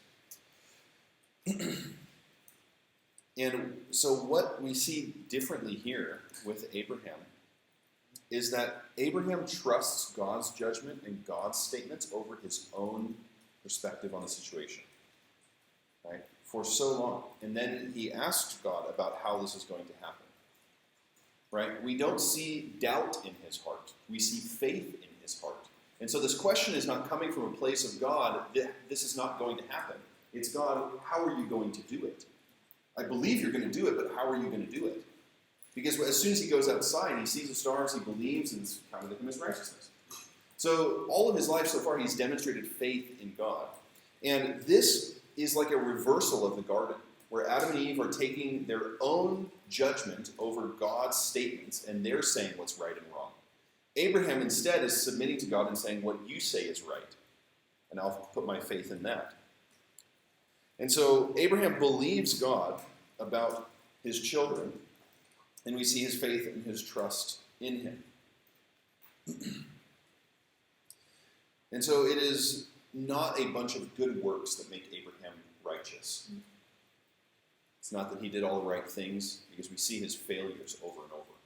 We see him trying to make God's plan happen on his own. We see him giving away the wife through whom the promise is going to come twice. And so he's by no means perfect, and it's definitely not his works that make him righteous. It's his trust in what God has said. And so that then leads him to this place of saying, okay, well, how can I say that we're going to possess this land for sure, right? How do I know that we're going to possess this land? And so God had offered this land, and what Abraham's response is that he asks basically for a covenant. Okay, so he said, "O Lord, how am I to know that I shall possess this land?" In verse 8. And God then gives him these instructions: get a bunch of animals together, cut them in half, and lay them apart from each other. And as he's supposed to do that, the description of this event is a very, very common ancient Near Eastern covenant treaty situation, where what would happen is that the two parties would dig a small trench, and then they would get an animal and they would cut it in half, right down the middle, and so that all of its blood and guts fill the trench. Okay. And so they get all these animals. Not down this way, but like right through the, cut it in half, and they pull it apart and they lay it out in the line. And so God says, get animals and do this. And all the blood kind of fills and makes it muddy in the trench. And this isn't a big trench. It's not like a couple feet deep. It's like a few inches deep. They just dig it so it fills in this gap. And then usually what would happen is that the two people would link arms together and they would walk through the blood together. And it was a sign that if one of us would break this covenant, let what has happened to these animals happen to me. And so it's a blood covenant between two people. And then they would usually have a meal together, and that would be their agreement. This type of covenant is very, very common. You see it also in the book of Jeremiah, that this type of covenant is ratified. Now, the other nations did this type of covenant as well. In fact, there's records of Assyrians doing this type of covenant, the Babylonians as well, and they do it slightly differently. In the Assyrian covenant, they would get birds, goat, bull, and human being, and they would cut all of them in half and walk through their guts. Okay, so this is a little more tame than the other nations who are cutting people in half and doing this kind of ritual. So when this happens, and when God gives this promise to Abraham, he makes these promises about the land, but he also makes the promises about when they are going to receive the land, and that Abraham's descendants will be slaves in a foreign land for a period of time. Okay, so what should that tell the people, right? That this was God's plan all along. So for the readers, understanding that they were going to go into slavery, and that was part of God's plan, does give them some kind of comfort over the situation and the knowledge of their period of enslavement to the Egyptians. God knew about it ahead of time, and he had a plan to get them out all along. But should also teach them the mercy of God towards the other nations around them, right? Because God says the iniquity of the Amorites is not yet complete, and so he gives them some more time. And then when God shows up in verse 17, how does he show up? What does Abraham see? So Abraham falls into this deep sleep, and he sees two things. What does he see? Smoking fire pot and a burning torch. Good. Okay. What are those two things representative of, or what should they remind us of? Smoke and fire should remind us of the wilderness. God appears over the tent as a pillar of fire and a pillar of smoke, or cloud. Okay? So when the Israelites read this or hear this, they are hearing, oh, God's presence. Just how they are familiar with him showing up. And why is it unique that God is showing up in two ways? Because you need two people to make a covenant. Okay? You need two parties. And what God is doing here is he's not making a parity covenant between equal people. He is making a unilateral covenant with himself. So, he cannot be unfaithful to himself.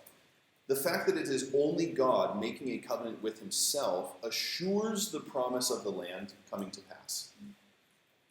Because if there's one thing God is trying to teach the people in the book of Genesis, it is that he is trustworthy and faithful to himself. And so when he makes a promise with himself, you can guarantee that it will come to pass. And God makes it unconditionally. That's super important. There's no conditions placed on Abraham or the people of Israel. God says, I'm going to do it. That is enormous for your readers. For Abraham as well. This is a guarantee in the most clear way. Right? Whatever way you would think that is the most clear way that someone can say they're going to guarantee that they're going to do something to you today, that is what Abraham is experiencing. This is the clearest guarantee. There isn't anything greater that he could have asked for or seen. God goes to the utmost to show. And so it fits in with his idea here. But as we look at the story and think about Abraham a little bit, I just want to process this idea here about faith and righteousness. Because one of the questions that people often ask, and I think it's often asked because people don't read their Bibles that much, is how did people in the Old Testament get saved? It's a very common question amongst non-Christians and Christians alike. I think especially amongst Christians. How did people before Jesus get saved? And you don't have to read very hard in Paul to find out that it has never been different. It's always been the same.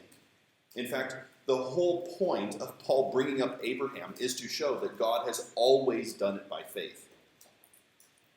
His way of convincing the Jews, it's not by works, is to go back to the very beginning, to the first Gentile who was saved by God, the father of all of Israel, Abraham. That before he was ever circumcised, before he ever did a single work, it was his faith in God that made him righteous. Okay? So, faith has always been the way that people are saved. So the question of how did people get saved before Jesus? Faith. How do people get saved after Jesus? Faith. It has always been the same. Okay? Very easy answer. Paul is very clear. So, what is his faith in? Right? We see Abraham's faith being in God, right? In what God has said. Now, we've talked about the word faith as the idea of loyalty and allegiance to God, but it also, of course, bears the idea of trust. Okay, so you can simply replace it with the word trust. Abraham trusts God. What is he trusting him for? For the fulfillment of his promises, for the statements God has made. Abraham puts his trust and belief that God will do it. And that is credited to him as righteousness. So what is this righteousness? Well, as I'm sure you guys have heard in the book of Romans, it is a judicial term, being counted as right before God. So, you are not wicked before him. You are seen as justified or made right before him.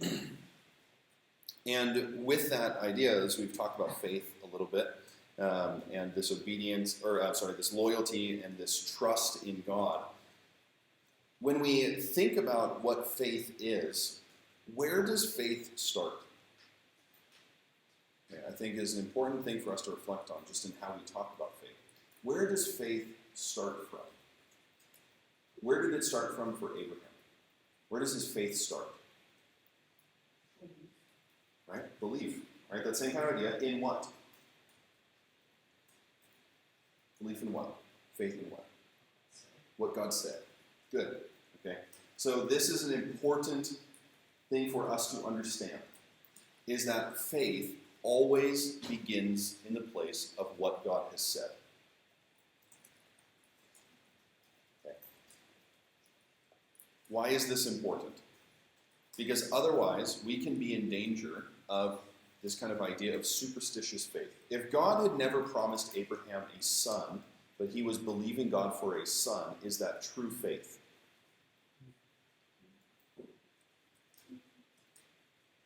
Can you repeat the question? If God had never promised Abraham a son, but he was believing God for a son, is that true faith? It is a superstitious faith, that he is believing for something that God has not said. That thinking simply, if he believes hard enough, then God will do it for him, is superstitious faith.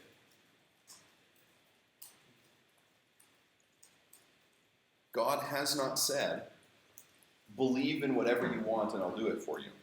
What ends up happening is if we put ourselves in the position of getting God to do what we want him to do simply because we have enough faith in it, is putting us in the position of God and making him our servant, instead of the other way around, where we are supposed to put our faith and our trust in what he has said, not for him to put his faith and trust in what we have said.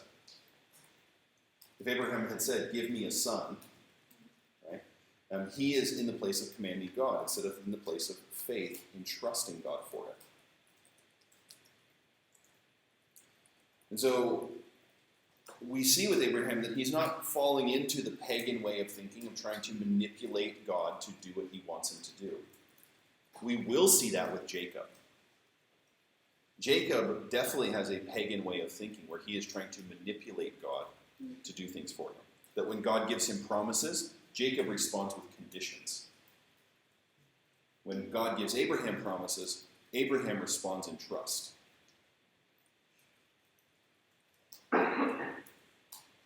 So we see clearly demonstrated with Abraham his true faith and his true trust in what God has said here. And so God gives him a bunch of promises here in this chapter. And we see that God is faithful to his people. As the people are in the wilderness now, it is a fulfillment to what God had been speaking in these verses in chapter 15. They've been freed from slavery. And the only promise in here that has not been fulfilled yet is the reception of the land. Right? That they are not yet in the land. And in light of seeing all the other statements of God fulfilled, that should give them confidence that they will receive possession of the land at the right time. It's kind of like seeing all the other promises of God that have been fulfilled gives us more trust in the fact that Jesus will return, because we've seen all the other promises of God fulfilled. And so the fact that Jesus is promised to come back gives us faith in that because of God's faithfulness to all of his other promises. And so that's really what he's doing, is he's testifying to the future faithfulness that he will show to his people. Okay, let's take a 5-minute break. Come back at about 11, just after 11:45 or so. 11:47, 6, we'll get started there. Sound good? Okay.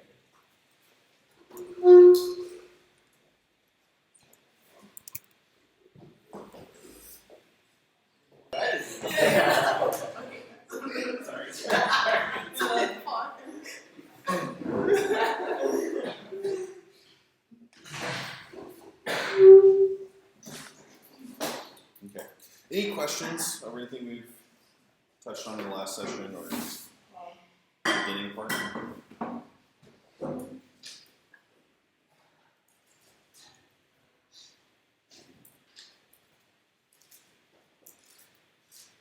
Okay. Well, if they do pop up, then please do ask.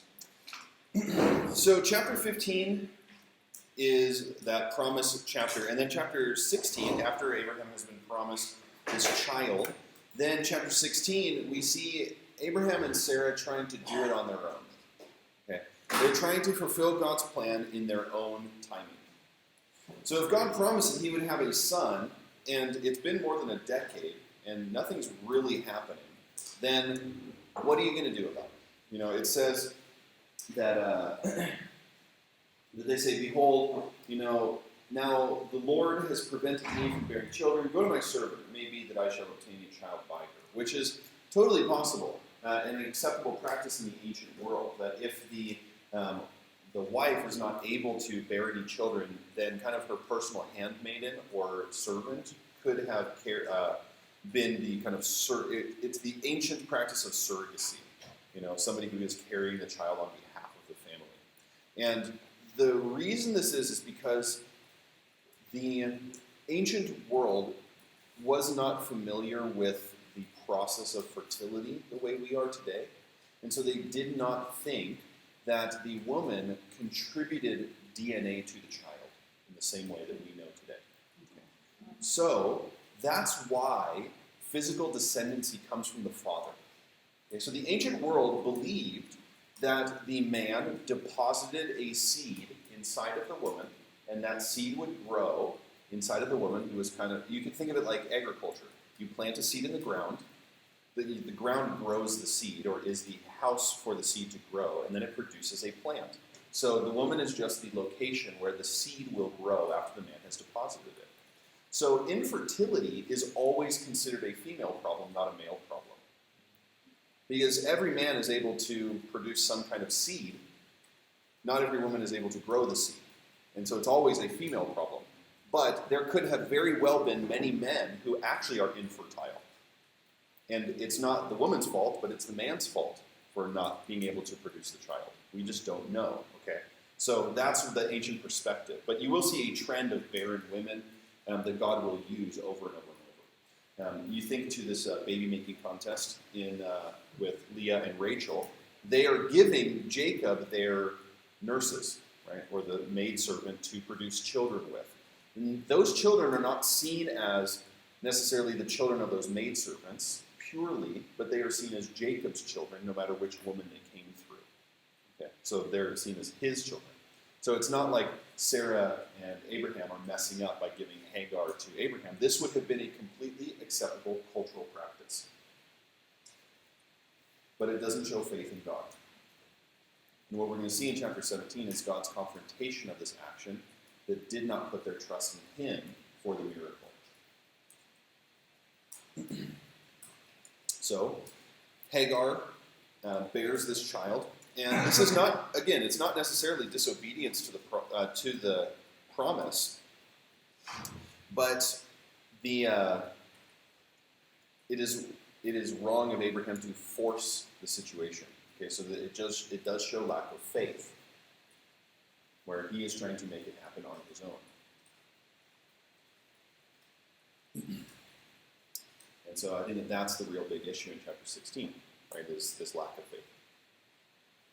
Now, the wild thing, Abraham bears this son with Hagar, or Hagar bears the son for Abraham, and then Hagar makes life bitter for Sarah, probably because she's like, hey, look, I have a child, and you've never been able to get pregnant, right? Or you've never been able to carry the seed for your husband, and I did it on the first time. So there begins to be this animosity between them that will end up leading to Hagar being removed from the situation after Isaac is born. So Ishmael is raised in the house for how long? Do you guys know? Did you pay attention to how long Ishmael is raised in the house for? How old he is? About 14 years. Yeah. So in chapter 17, Ishmael is 13 years old.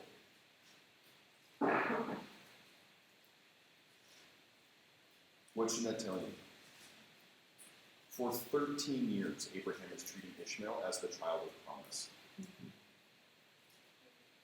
13 years where God doesn't show up and say, wrong. 13 years where you think I'm walking in the promises of God being fulfilled.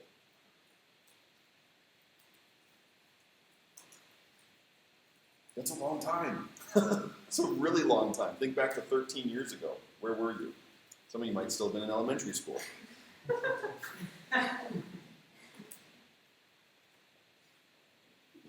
13 years where he thinks Ishmael is the child of promise is wild.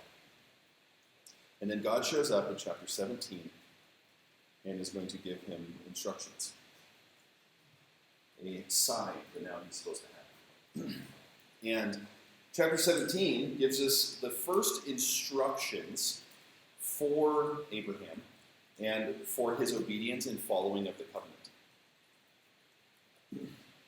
And so at the beginning, God is going to reestablish the promises, but there are going to be some adjustments or some differences to the way things were before.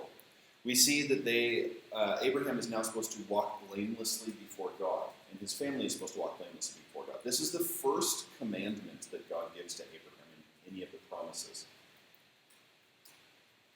Except for, of course, go in chapter 12, verse 1. But as far as lifestyle is concerned, this is the first one. The next one is that he will make him exceedingly numerous, okay, which is something that he's talked about with the stars in the sky before. But there's a new addition to this, that God is now going to bring nations from him. So not just nation, but nations. So this is the first time it's been plural. He gets his name changed from Abram to Abraham, which goes to meaning ancestor of a multitude or father of a multitude.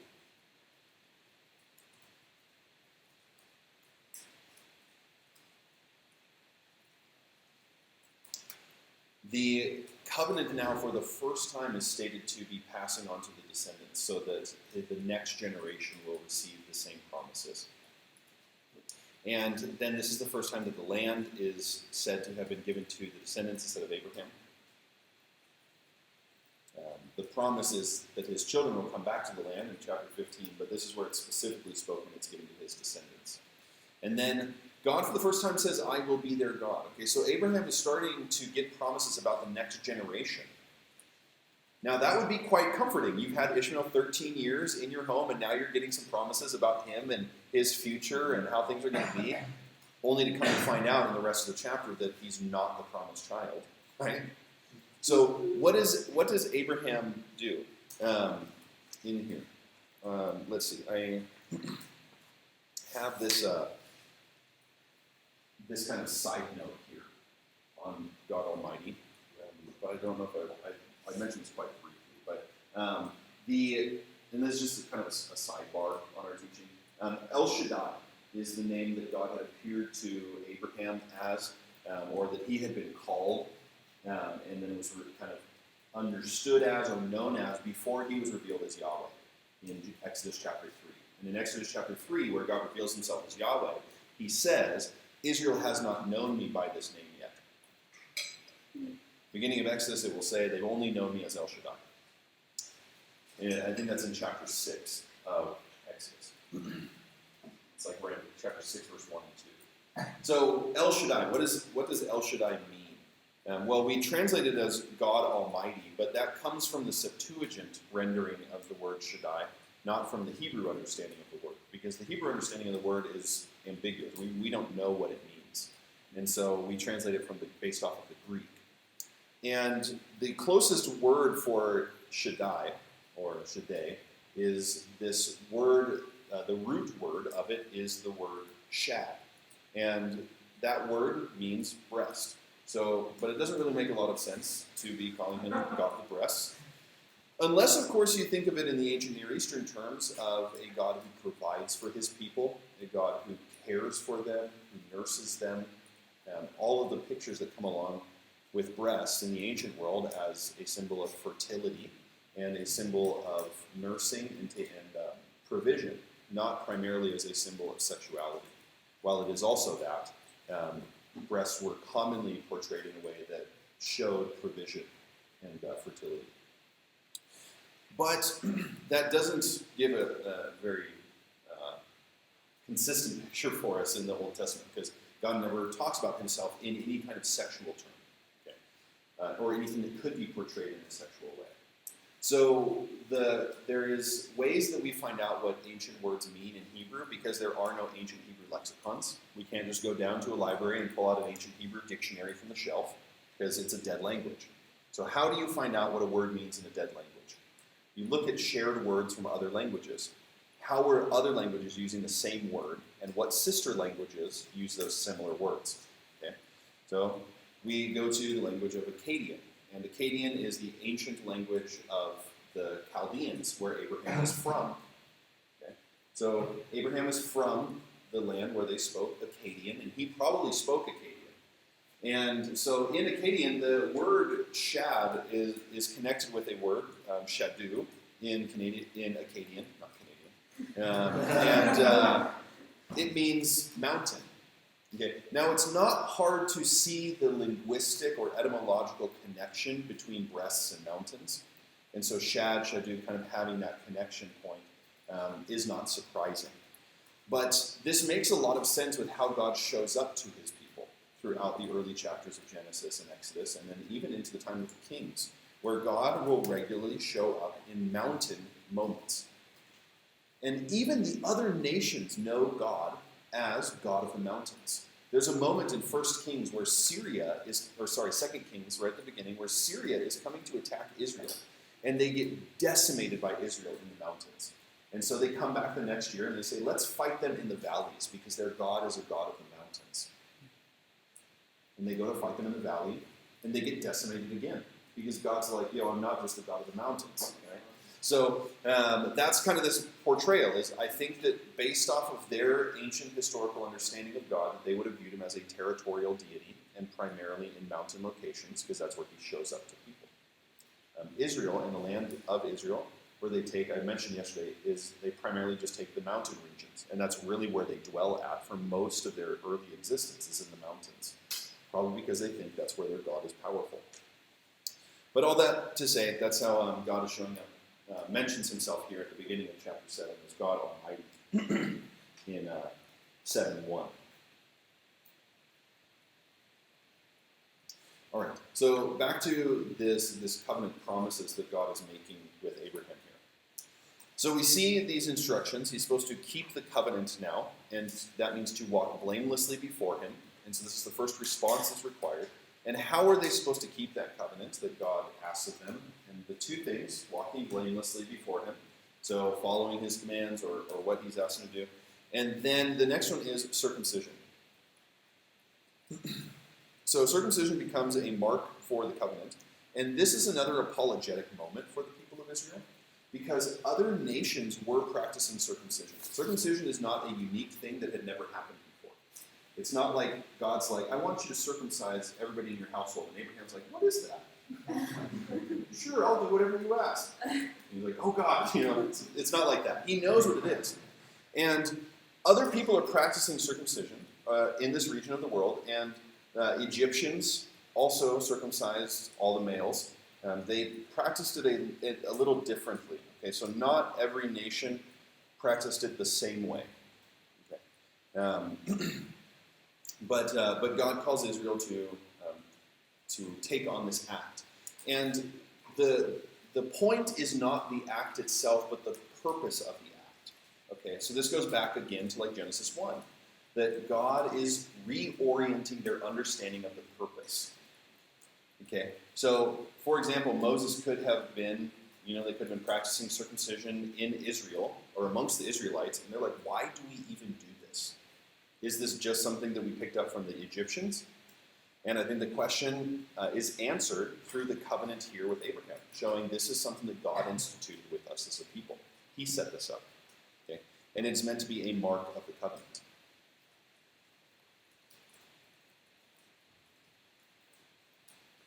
Now, the next part of this will turn towards Sarah.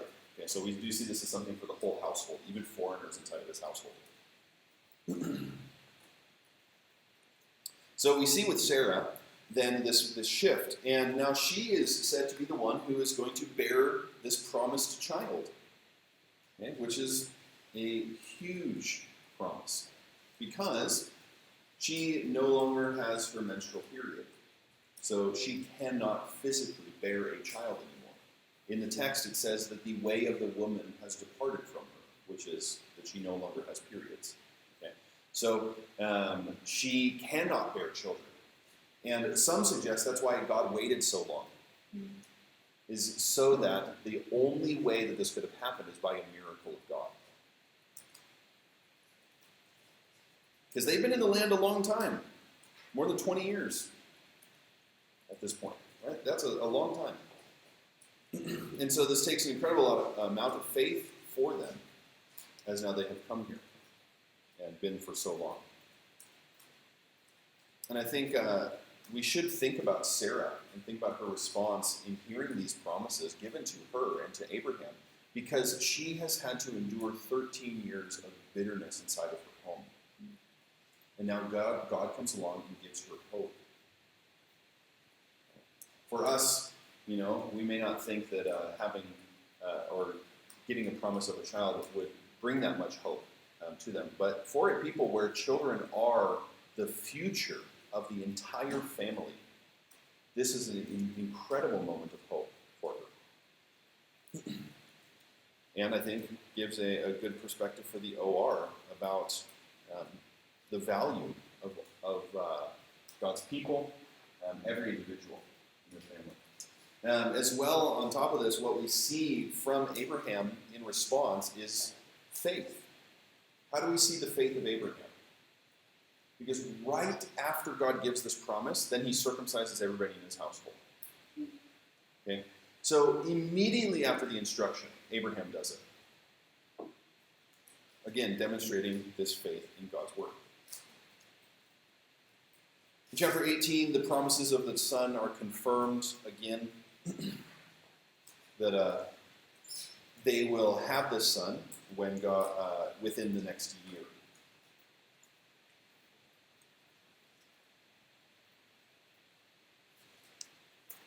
Of course, as she laughs at the situation, right? God confronts her on it for laughing, and that's where Isaac's name is going to come from, meaning the one, or he laughs.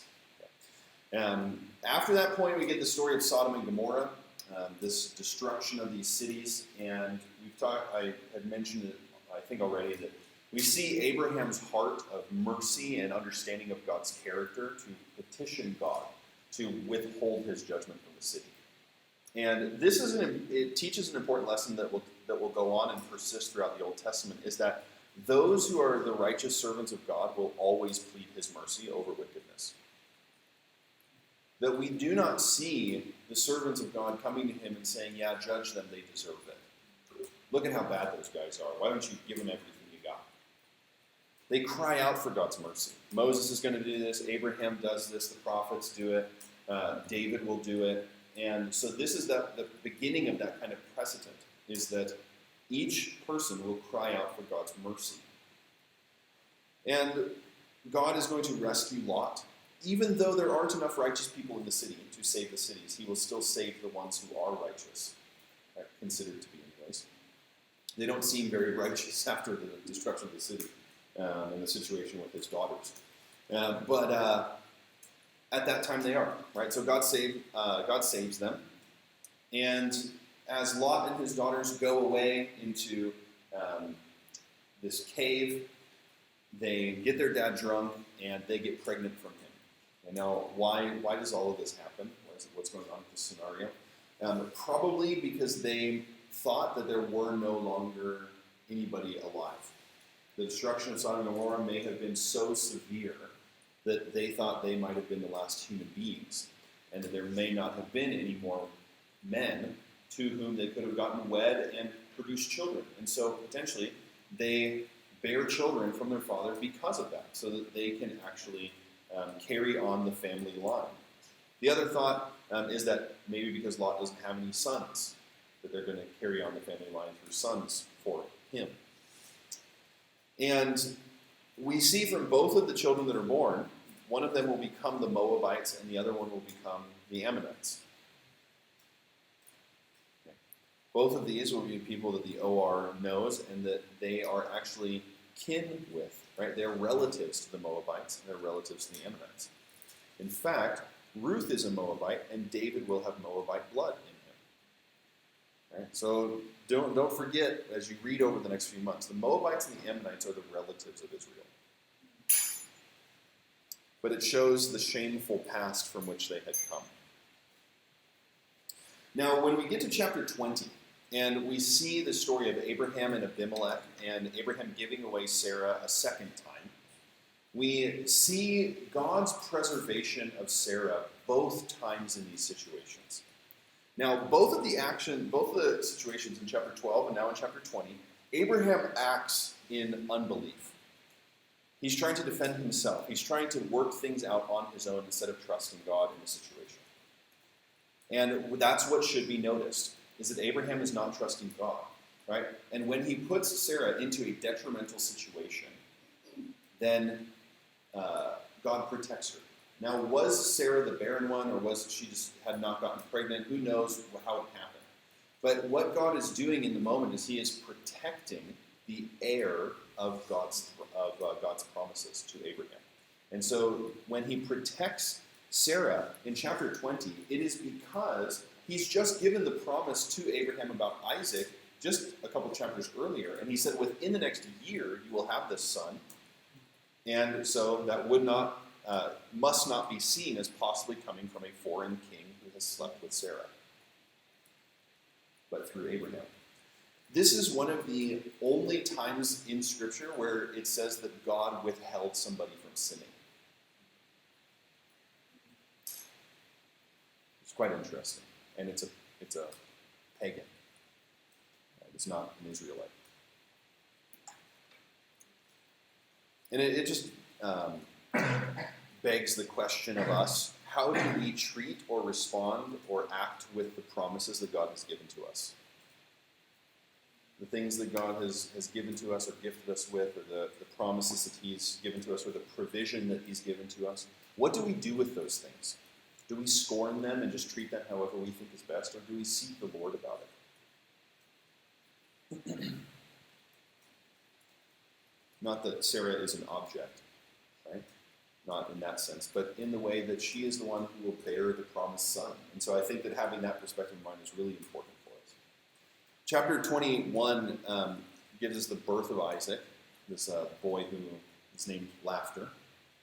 And this takes place 25 years after Abraham has come into the land. 25 years later. That's crazy.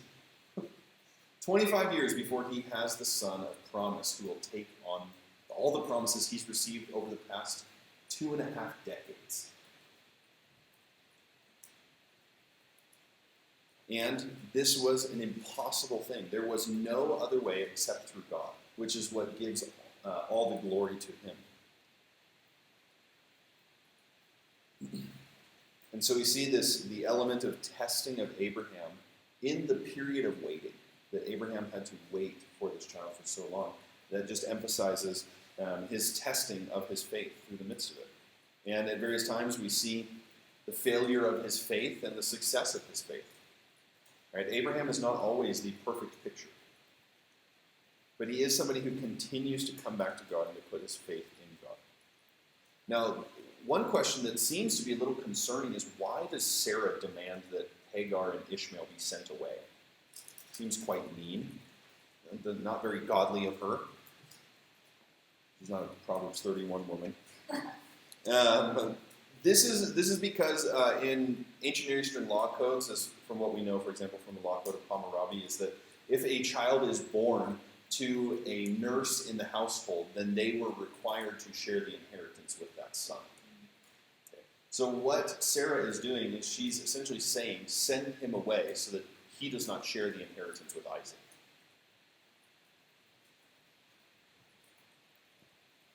And what we see is God's goodness to show up to Hagar and Ishmael. And that when God shows up, he gives her promises about Ishmael's future and the preservation of her son, which is wild. Right? And so God shows himself as the one who cares for, in this case, the orphan and the widow. From the very beginning, that God is the one who takes care of the lowly and those who have been rejected and made outcasts. This is not a shining moment for Abraham and Sarah. But it is a moment where we get to understand who God is more.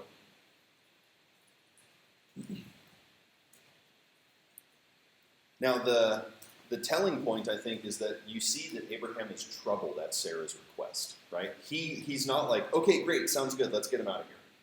Right? He's like troubled by that request. He doesn't necessarily want to do it. This is his son. He cares for him. He wants to share inheritance and provide for him.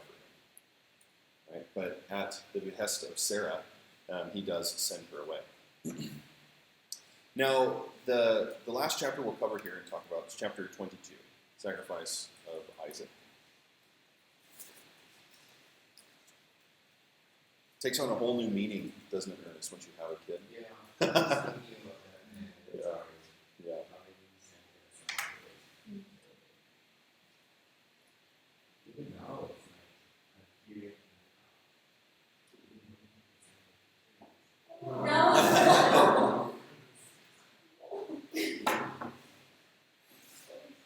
Yes. So Isaac is being raised in the home of Abraham. We're not sure how long after the birth of Isaac the story takes place, but obviously it's long enough afterwards that Isaac now can talk, and he's old enough to be able to carry the sticks up the mountain himself. Okay. So what that shows us is that Isaac is not a little boy, and it's not like 100-year-old man is having an easy time tying up a teenager. You know, if Isaac wanted to get away, he could get away. Get away from me, old man. Right? So you got to think about the scenario. Isaac, he's a young guy, teenager probably, or at least he's an older kid, and he's probably in much better physical condition than his aged father. And so that tells us a lot about the story and what is going to happen. Okay, so would somebody read chapter 22, verse 1 for us, and verse 2. After these things, God tested Abraham and said to him, Abraham, and he said, Here I am. He said, Take your son, your only son Isaac, whom you love, and go to the land of Moriah, and offer him there as a burnt offering among the mountains of which I shall tell you. So God has called Abraham to give up his past when he left in chapter 12. He gave up his present in chapter 13, and now God is calling Abraham to give up his future in chapter 22.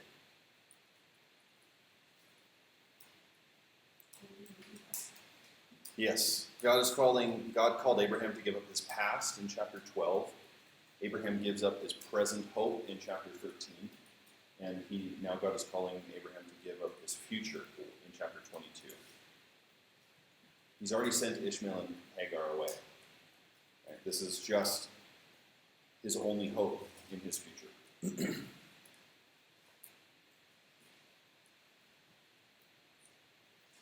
What would we do? Are we full in for God? What do you think is going through Abraham's mind? This is my promised son.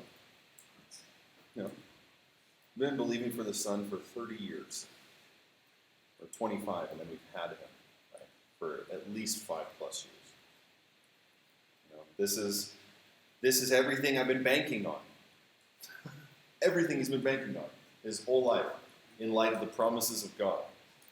How could you do this to me? But what's his response, right? He responds in faith to God. He's going to respond in faith and trust in him. And so the question that we really see at play here is this consideration of kind of human wisdom versus godly wisdom. Human wisdom is going to reason out the situation to consider the most logical state or the most logical choice, and then going to do that despite what has been said by God. And God's wisdom doesn't always fit with the wisdom of the world. It isn't always in line with what the world would say is the smartest, the best, or the right choice.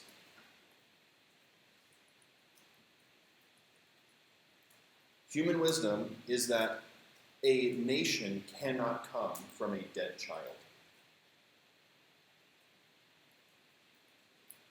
The author of Hebrews tells us that Abraham trusted God that he could even resurrect the dead.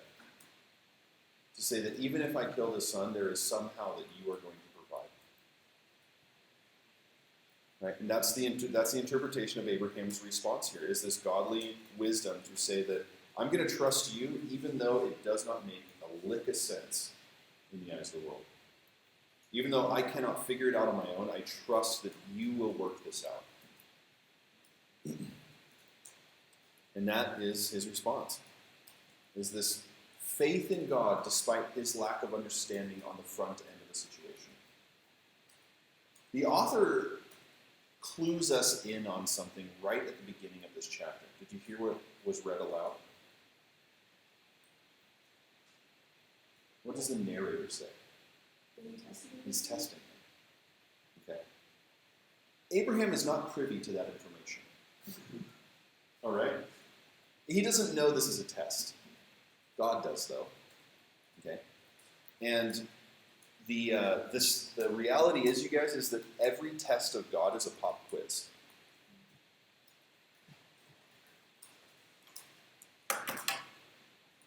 Here's your study guide. Every single test we will face in our life is a pop quiz. Sometimes we'll pass them and sometimes we'll fail them. But God already knows what will happen. So why does he test us? He doesn't test us so that he will find out what's in our heart. He'll test us so that we find out what's in our heart. How many of you have gone through a difficult time or a trial in life and you're like, wow, I really handled that bad. I was really not godly. You know, that's why God tests us, so that we see what's in our heart. And sometimes we're really pleased and happy with how we respond to a situation and say, man, I can definitely see the work of God in my life. And I can see how he has changed me, because I definitely wouldn't have responded like that before. And there's other times we go through tests and difficulties and we're like, I still need a lot of work. And that's why God tests us, right? But those pop quizzes are going to come to reveal our heart. And that's what we see with Abraham. God came to test him. But he doesn't know that yet. And so he has to put his trust and his faith in God. And so when you think about, for example, the OA, right, our audience in the wilderness, these people, they're tested at various times in how they will respond. When they're hungry, when they're thirsty, are they going to trust God, or are they just going to complain and say that he got it all wrong? And that's, I think, an important lesson for us. Is just to look with eyes of faith towards God and his faithfulness. Right? And that's the lesson we see from him, is this trust in who God is and this trust in what he has said. Because the reality is that most of the time when we hear something that we don't want to hear, we doubt that it's God. But when we hear things we want to hear, then we trust that it's the Lord. And I remember talking with this woman, Susie Childers, who has been on leadership in the base in Kona for a while.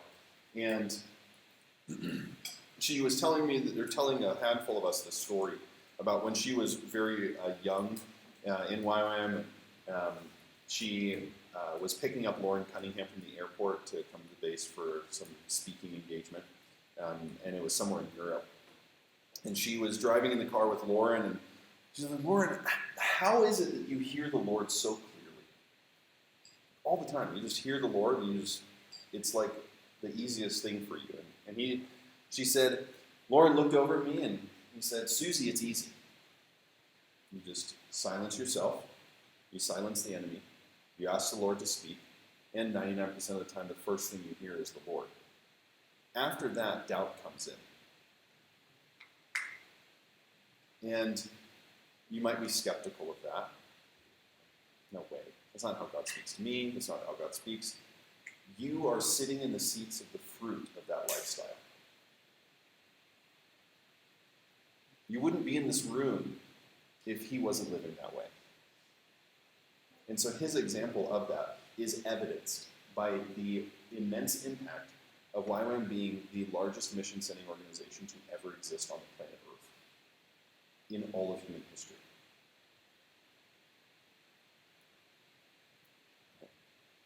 That's the fruit of what we get to experience, is a man who has trusted God and put his faith in the Lord and set an example of what it means to hear and obey. So what do we see Abraham do? Someone read 12:3 or 22:3. So Abraham rose early in the morning, saddled his donkey, and took 2 of his young men with him, and his son Isaac. And he cut the wood for the burnt offering, and arose, and went to the place of which God had told him. 12:3. So Abraham rose early. I don't know about you guys, but I'd probably be like waiting till the afternoon. God comes to you the night before. All right, tomorrow you need to go and sacrifice your son. You're like, whoa, wait a second. I'm not going to set my alarm for 5 a.m. I'm going to be like, okay, like, is that really you, God? Wake up in the morning. I'll wait till I've had a good night's sleep and some food in my stomach and then see if it's God and then pray again. And then when I'll see again. I'll ask for some confirmation to hear the Lord. And Abraham, it says, so he rose early and saddled his donkey. You know, it's like he goes through all of the effort to be obedient to God, even though it's something that definitely would not have been easy or comfortable. It's just shocking to me how quickly he is to obey, and how much that should teach the readers and teach us as well, right? That what God is trying to highlight for Abraham, and what we should see in this as well, is the idea that we must always put obedience over blessing. God should never take the place of the blessing that he has, or the blessing should never take the place of God in our lives. Right? It is always God first. And that's what God's testing with Abraham. Are you going to put my blessing before me? Or will you continue to be obedient, even in the midst of sacrificing your blessing?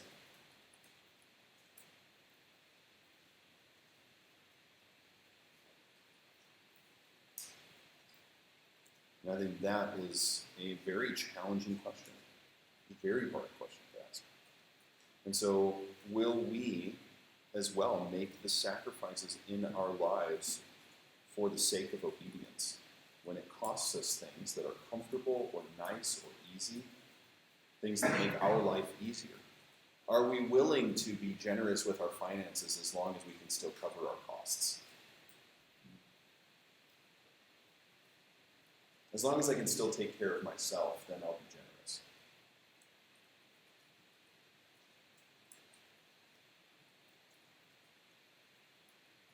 Your entitlements will suffocate your obedience.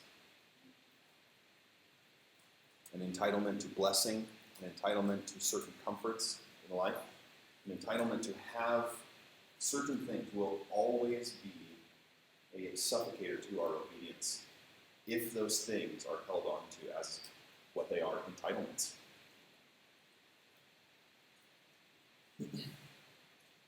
What we see throughout the stories of Abraham's life and through many in the Old Testament is that they are called to repeatedly lay themselves down for God. You think of the prophets like Hosea. Is Hosea entitled to a happy marriage? To someone who is faithful to him all the time? God calls him to lay that down and to be an example for the nation through his enacted symbol of marrying a prostitute who continues to be a prostitute.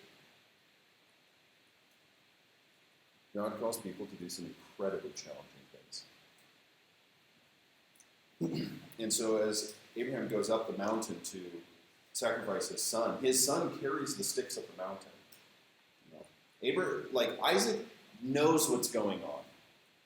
Right? We're going to go up and we're going to worship. And if he didn't know what was going on when he was carrying the sticks, he surely knew what was going on when Abraham is tying him up.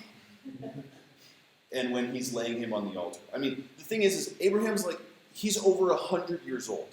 It's not like he's like, okay, Isaac, let's put you on the altar. He's like, okay, you need to get on the altar yourself.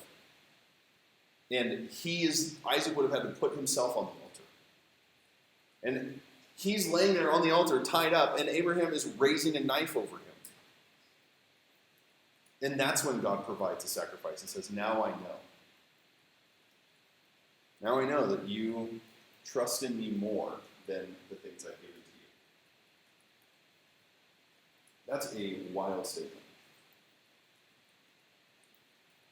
And so the Lord provides for the sacrifice in place of him. Now, if God doesn't want human sacrifice, then why does he go to this extreme to bring Isaac, to tell Abraham to bring Isaac up the mountain?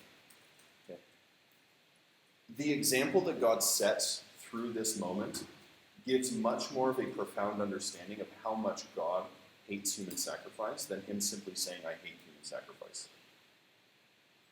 To show that he would go all the way to bring Isaac up the mountain and then to replace the sacrifice with an animal shows that God would never accept a human sacrifice. Even when someone was ready to give him one, he replaces it personally. Okay? So this is an establishment that God will never receive and does not want human sacrifices, which is completely contrary to the Canaanite gods who did receive human sacrifices, and to gods of all sorts of ancient nations around the world who have received human sacrifices at various times. Even in the Hawaiian Islands, where I live, the people living there were doing human sacrifices only about 175 years ago.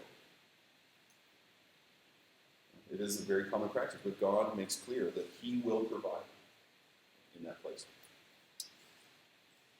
Now, as we come to the end of this portion of Scripture, we'll pick up in chapter 24 tomorrow, but I just want to close with this question for us. Do we hold all that God has given to us with open hands? Or do we hold on to it tightly and say, this is ours and you gave this to me? What do our hands look like before God? Are they open or are they closed? And with Abraham, we see that his hands are open.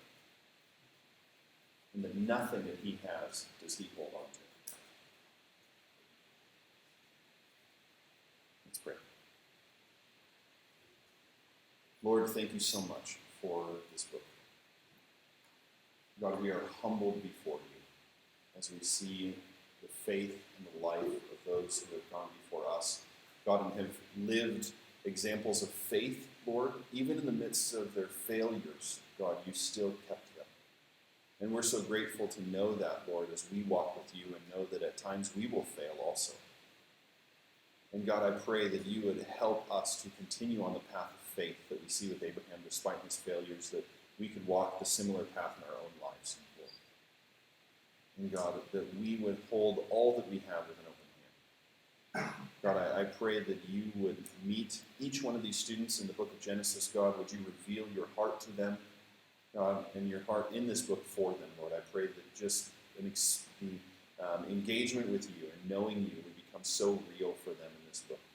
In Jesus' name.